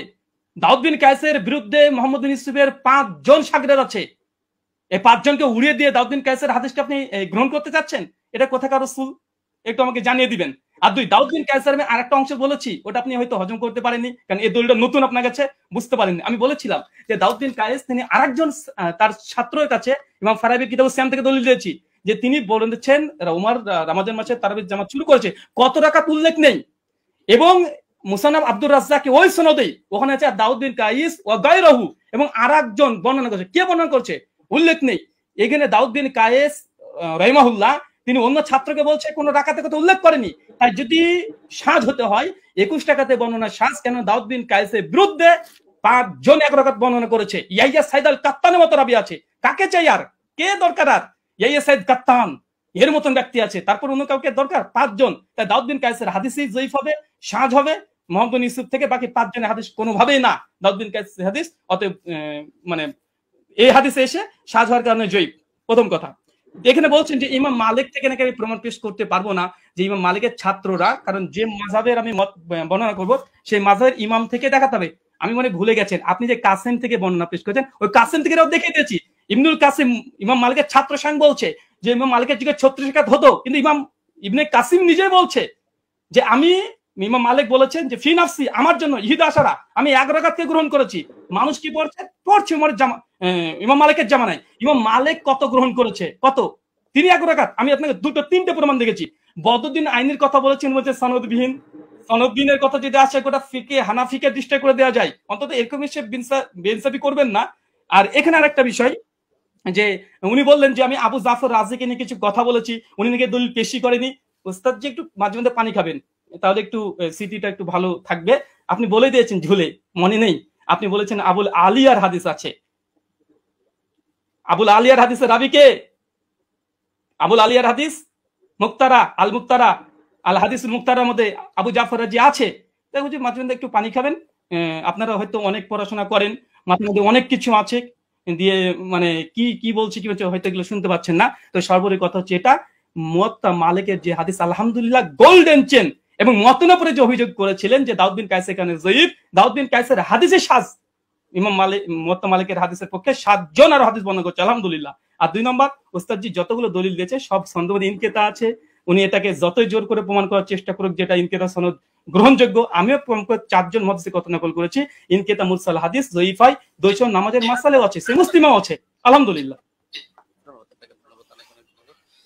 5 মিনিট আমি আলী হাসান ওসামা আপনার কাছে যাব এবং আপনি 5 মিনিট সময় পাবেন, এখানে নতুন কোনো তথ্য আপনি অ্যাড করতে পারবেন। জি, শুনতে পাচ্ছেন আমাকে? আপনি বললে আমি টাইমটা শুরু করব। জি, শুরু করুন। 10 সেকেন্ড। হামিদান ওয়া মুসাল্লিয়ান ওয়া মুসাল্লিমা ওয়া বাদ। ব্রাদার রাহুল কিছু কথা বললেন যেটা আপনাদের মূলনীতির বাইরে ছিল। এটা তিনি বহুতবারই দিয়েছেন, আমি এটাগুলো এড়িয়ে গিয়েছি। লাস্ট এই পর্যায়ে আমি বলি যে তিনি বললেন যে আমার জায়গায় থাকলে আরো দলিলের ভান্ডার খুলে দিতেন। দলিলের ভান্ডার খোলার প্রয়োজন নেই তো। আমার সামনে যে নোট আছে আমি তো ঘোষণা দিয়েছি, দেখেছেন যে আমি বিষয়ে কিতাব রচনা করছি, শীঘ্রই বের হবে। তো সুতরাং দলিলের ভান্ডার না নিয়ে বসলে তো আর কিতাবের ঘোষণা অগ্রিম দেওয়ার কথা না। কিন্তু সবগুলো দেওয়ার কোনো প্রয়োজনই মনে হয় না, কিছু জিনিসের রুচি হয়নি। আপনি যেমন একটাকে টেনে আরেকটার সাথে নিয়ে দাঁড় করিয়ে দিচ্ছেন। আপনি বলছেন যে 8 জন বর্ণনা করেছে, আমি কেন শুধু দাউদ বিন কায়েস আর মোহাম্মদ বিন ইউসুফের কথা আমি কেন টানছি বারবার, যেটা শাগিরদের মধ্যে টেনেছি এ কারণে আমি বলেছি বাকি কোনোটার মধ্যে আপনি 8 জন না আপনি 100 জন দেখান, কোনোটার মধ্যে আদেশের কথাই নেই। আপনি তো মূল পয়েন্টটি টেনেছেন এটা, বা আমাদের আলোচ্য শিরোনামই এটা যে ওমর রাদিয়াল্লাহু আনহু কত রাকাত তারাবির আদেশ করেছেন। আপনি পানি তো অনেকবার খেয়েছেন, আরো খাবেন সামনেও। পানি খাওয়া হয়ে শেষ করে আপনি মজলিস শেষ করে আপনি প্রয়োজনে দেখেন যে ইয়াহিয়া বিন সাঈদ কাত্তানের মতো ব্যক্তি বারবার যে বলছেন, বা আব্দুল আজিজ বিন মোহাম্মদ দারাওয়ারদির কথা বলবেন, যাদের কথাই আপনি বলেন তাদের রেওয়ায়াতগুলোর মধ্যে আদেশ করেছেন এই শব্দটা আছে কিনা। আচ্ছা, দাউদ বিন কায়েসকে আমি এজন্য দাঁড় করিয়েছি যে এখানের কথার অর্থ আর আপনি যেই সনদটা টেনেছেন ইমাম মালিকের, সেই কথার অর্থ হলো সেম। আর এই যে সনদটা ইমাম মালিকের সনদে যে কথাটা আপনি টেনেছেন, এটা বিভিন্ন কিতাবে আসলেও কিন্তু কারোর সাথে কারো তো মিল নেই। মূল কথা তো এটাই রেওয়ায়েতের। যদিও অনেকজন রেওয়ায়েত করেছেন, কিন্তু শুধু এই আদেশ আর নিষেধ অথবা রাকাতের বিষয়টা নিয়ে সমস্যা এমন তো না, প্রচুর ভিন্নতা। এক জায়গায় দেখা যায় উবাই বিন কাব তামিমদারির নাম আছে, আরেক জায়গায় নাই। আরেক জায়গায় হলো শুধু আদেশ করেছেন এই কথাটা আছে, কিন্তু আমল কি ছিল তাদের, আদৌ কি তারা এটা আমল করেছেন না সিদ্ধান্ত চেঞ্জ করেছেন সেটার কথা নাই। আরেক জায়গায় দেখে যে শুধু আমলের কথা আছে, আদেশ আদৌ করেছেন কিনা এটার কথাই নাই। তার মধ্যে আপনি বললেন যে আবুল আলিয়া এটা কোন সনদের মধ্যে আছে, যে আমি উবাই বিন কাব প্রসঙ্গে যে কথা টানলাম ওটার মধ্যে আছে। এটা তো আমরা তারাবির বিশ্বাগের আলোচনার মধ্যে কথা টানিনি। এটা তো আমরা দেখিয়েছি যে আপনার ওই মূলনীতি বোঝানোর জন্য যে আমল যদি খেলাফ হয় তার বর্ণনা, তাহলে সেই ক্ষেত্রে হাদিসের দুর্বলতা সাব্যস্ত হয়, ওইটা বোঝাতে গিয়ে যে সাহেব বিন ইয়াজিদের আমলও খেলাফ, ইমাম মালিকের আমলও খেলাফ, একইভাবে আপনার উবাই বিন কাবের আমলও খেলাফ। উবাই বিন কাবের আমল কিভাবে খেলাফ এটা বোঝাতে গিয়ে 3টা দলিল দিয়েছে, এর মধ্যে আপনার এই পয়েন্টটা আছে। আর আপনি বারবার শুধু টানছেন যে মুনকাতি মুনকাতি মুনকাতি। আপনি শুধু একটা শব্দ শিখলেই তো কাজটা শেষ নয়, আর হুকুমটা তো আপনার ইমামদের থেকে নিতে হবে, শাস্ত্রের আলোকে নিতে হবে। তো আপনি শাস্ত্রের আলোকে না নিয়ে আপনি শুধু নিজের গায়ের জোরে কথা একটা বললে তো হবে না। আপনি আব্দুল রহিম সাহেবের থেকে এলেম নেবেন নেন, আব্দুল মতিন সাহেবের থেকে এলেম নেবেন নেন। আপনি বলছেন যে ওনারাও মেনে নিয়েছেন মুনকাতি। আমি তো বললাম যে যেই নিমাউই রাসারুস সুনানের হাওয়ালা দিলেন, যে স্ক্রিনশট দিলেন, এখানেই দেখা যাচ্ছে ইমাম নিমাউই 2টা কথা বলেছেন। তা আপনি কি বলবেন যে নিমাউই এক পাগল, আগের লাইনে বলে এক কথা পরের লাইনে বলে আরেক কথা? আগের লাইনে বলে আসছে মুরসাল, পরের লাইনে বললো যে না এগুলোকে মুরসাল ধরা হয় না, মুত্তাসিল ধরা হয়। তো বলেন ইমাম নিমাউই একটা পাগল যে তিনি আসারুস সুনান এই কিতাবের মধ্যে মূর্খতার পরিচয় দিয়েছেন? না, এখানে আপনাকে বুঝতে হবে যে আমি এই শব্দও বলেছি, একটা জাহেরি বিবেচনা, একটা হলো হাকিকি বিবেচনা। এই পার্থক্যগুলো না বুঝে আপনি আলোচনার মধ্যে তো এভাবে বসলে তো মুশকিল। এজন্যই অনেকে নিষিদ্ধ করেছে যে আসলে শাস্ত্রের আলোচনা যেহেতু, শাস্ত্রজ্ঞ ব্যক্তি ছাড়া এটা বলাও মুশকিল, বোঝানো মুশকিল। তো আমি আলোচনাটা আসলে শুধু ব্যক্তি আপনার জন্য করেছি এমন না, বরঞ্চ এটা সারা দেশের জন্য আলোচনা করা।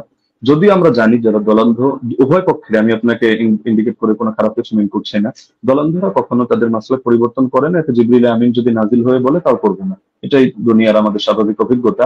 তবে শাস্ত্র বোঝার মতো যোগ্যতা যদি কারো থাকে, তাহলে আপনার আলোচনা আমার আলোচনা সবগুলো নিরপেক্ষভাবে বসে কেউ যদি বিবেচনা করে সেই ক্ষেত্রে সিদ্ধান্ত নিতে পারবে, কোনো সমস্যার কিছু নেই। এটা নিয়ে আলাদা করে আমারও মন্তব্য করার কিছু নেই, আপনারও মন্তব্য করার কিছু নেই। মন্তব্য এটা জাতি করবে। এখন আমি যদি গায়ের জোরে একটা মন্তব্য করি, আপনি যদি গায়ের জোরে একটা মন্তব্য করেন, এটা ঘুরে ফিরে সে চর্বিত চর্বণ কথাই হবে। এটা জাতি তারা রিভিউ দিতে পারবে, তারাই আলোচনা করতে পারবে। আর আপনি ইমাম মালিক রাহিমাহুল্লাহ সূত্রে ইবনুল কাসেমের থেকে যে বর্ণনাটা আনলেন, আমি তো এটা বলেছি যে এটা নিয়ে যদি আপনি আলোচনায় বসতে চান তাহলে স্বাগতম আপনাকে। আমরা কত শত আপনার রেফারেন্স দরকার আমরা দেখিয়ে দিব যে ইমাম মালিক রহমাতুল্লাহ আলাইহি থেকে সিরেফ 2টা মত আছে। আমি দায়িত্ববোধের সাথে বলছি, একটা হলো 36 রাকাতের আর আরেকটা হলো 20 রাকাতের। 8 রাকাত পড়েছেন উনি, অথবা পড়াকে পছন্দ করতেন, অথবা তার মাযহাবের ব্যাপারে এটা ফতোয়া জারি করেছেন, এটা আপনি প্রমাণ করতে পারবেন না। হ্যাঁ, এখন বিভিন্ন কিতাবে বিচ্ছিন্নভাবে বিভিন্ন বক্তব্য আসতে পারে, এটা আপনিও জানেন। ইমাম ইবনুল হুমামের বক্তব্য যদি আপনি দাঁড় করান তারাবির ব্যাপারে, তাহলে দেখা যাবে আরেক ইমামের বক্তব্য দ্বারাই তার খণ্ডন হবে। তো এগুলো তো কিতাবের মধ্যে বহুত কিছুই থাকবে। শাস্ত্রের কাজই তো এটা, আপনি কিতাব থেকে কিভাবে আলাদা আলাদা করে বুঝবেন এই জিনিসটা আপনাকে হাসিল করতে হবে। আর আপনি যে কথাটা বললেন মুরসালের হুকুমটা সহিহ মুসলিম থেকে, যেহেতু সময় প্রায় শেষ আমি এটা বলার সুযোগ নেই, আমি আপনাকে রেফারেন্সটা দিয়ে দিচ্ছি। শারহ ইলাল তিরমিজি 1 নম্বর খন্ড 543 পৃষ্ঠা থেকে আপনি এটা দেখে নেবেন যে আসলে এই মুরসালকে ঢালাওভাবে অগ্রহণযোগ্য কিনা। না, অগ্রহণযোগ্য না, এই কথাটা একটা বেদাতি কথা। তো এটা কিভাবে কি, আমি আর সময় নিচ্ছি না, আপনি দেখে নিয়েন শারহ ইলাল তিরমিজি থেকে। জাযাকুমুল্লাহ, উহিব্বুকা ফিল্লাহ। আসসালামু আলাইকুম ওয়া রাহমাতুল্লাহ। জি, আপনাদের দুজনকে অনেক অনেক ধন্যবাদ, এবং ব্রাদার রাহুল হোসেন এবং শেখ মুফতি আলী হাসান ওসামা। আমাদের এই প্রোগ্রামটা খুবই চ্যালেঞ্জিং ছিল। আলহামদুলিল্লাহ আমরা চেষ্টা করেছি প্রোগ্রামটি নিরপেক্ষভাবে পর্যালোচনা করার জন্য, পরিচালনা করার জন্য, এবং এই প্রোগ্রামটি আপনারা আমাকে সহযোগিতা করেছেন। দুজনেই খুব সুন্দর আলোচনা করেছেন, এবং যারাই আলোচনা শুনেছেন আমি বলবো যে আপনারা নিজেদের মধ্যে ফাসাদ না করে আপনারা অবশ্যই দলিল গুলোকে বিবেচনা করে আপনারা সেই অনুযায়ী আমল করবেন। এবং আজকে আমার প্রোগ্রাম পরিচালনার ক্ষেত্রে যারা আমাকে সহযোগিতা করেছে, আমার পরিচালনা কমিটি, আমাদের সাথে রয়েছেন সকলের সুপরিচিত শেখ মাহবুবুল আমিন ভাই, তিনি নাস্তিকদের সাথেও ডিবেট করেন, এবং আমার সাথে রয়েছেন আমাদের রিপোর্টার মোশাররফ হোসেন ভাই এবং শিহাব মির্জা ভাই সহ আরো কয়েকজন ছিলেন। সকলকে ধন্যবাদ জানাই, এবং সর্বোপরি আমি প্রোগ্রামটি শেষ করব, শুধু শেষ কথা বলবো যে আমরা সকলেই নিজেদের মধ্যে মতানৈক্যকে দ্বন্দ্ব হিসাবে না নিয়ে আমরা নিজেদের যে মতের পার্থক্য আছে সেটাকে সুন্দরভাবে বিবেচনা করে আমরা উগ্রতা না করে নিজেদের সুন্দর মন মানসিকতায় মেনে নিই। এ পর্যন্তই আমি বলবো এবং শেষ করব। শেখ মুফতি আলী হাসান ওসামা হাফিজাহুল্লাহ এবং ব্রাদার রাহুল হোসেন হাফিজাহুল্লাহ, আপনাদের দুজনের জন্য অনেক অনেক শুভকামনা রইল। আপনারা ভালো থাকবেন, সুস্থ থাকবেন। এতক্ষণ পর্যন্ত দর্শক যারা আমাদেরকে দেখেছেন, সময় দিয়েছেন, আপনাদেরকেও অনেক অনেক ধন্যবাদ। আজকের মতো বিদায় নিচ্ছি। আসসালামু আলাইকুম ওয়া রাহমাতুল্লাহি ওয়া বারাকাতুহু। ওয়া আলাইকুম আসসালাম।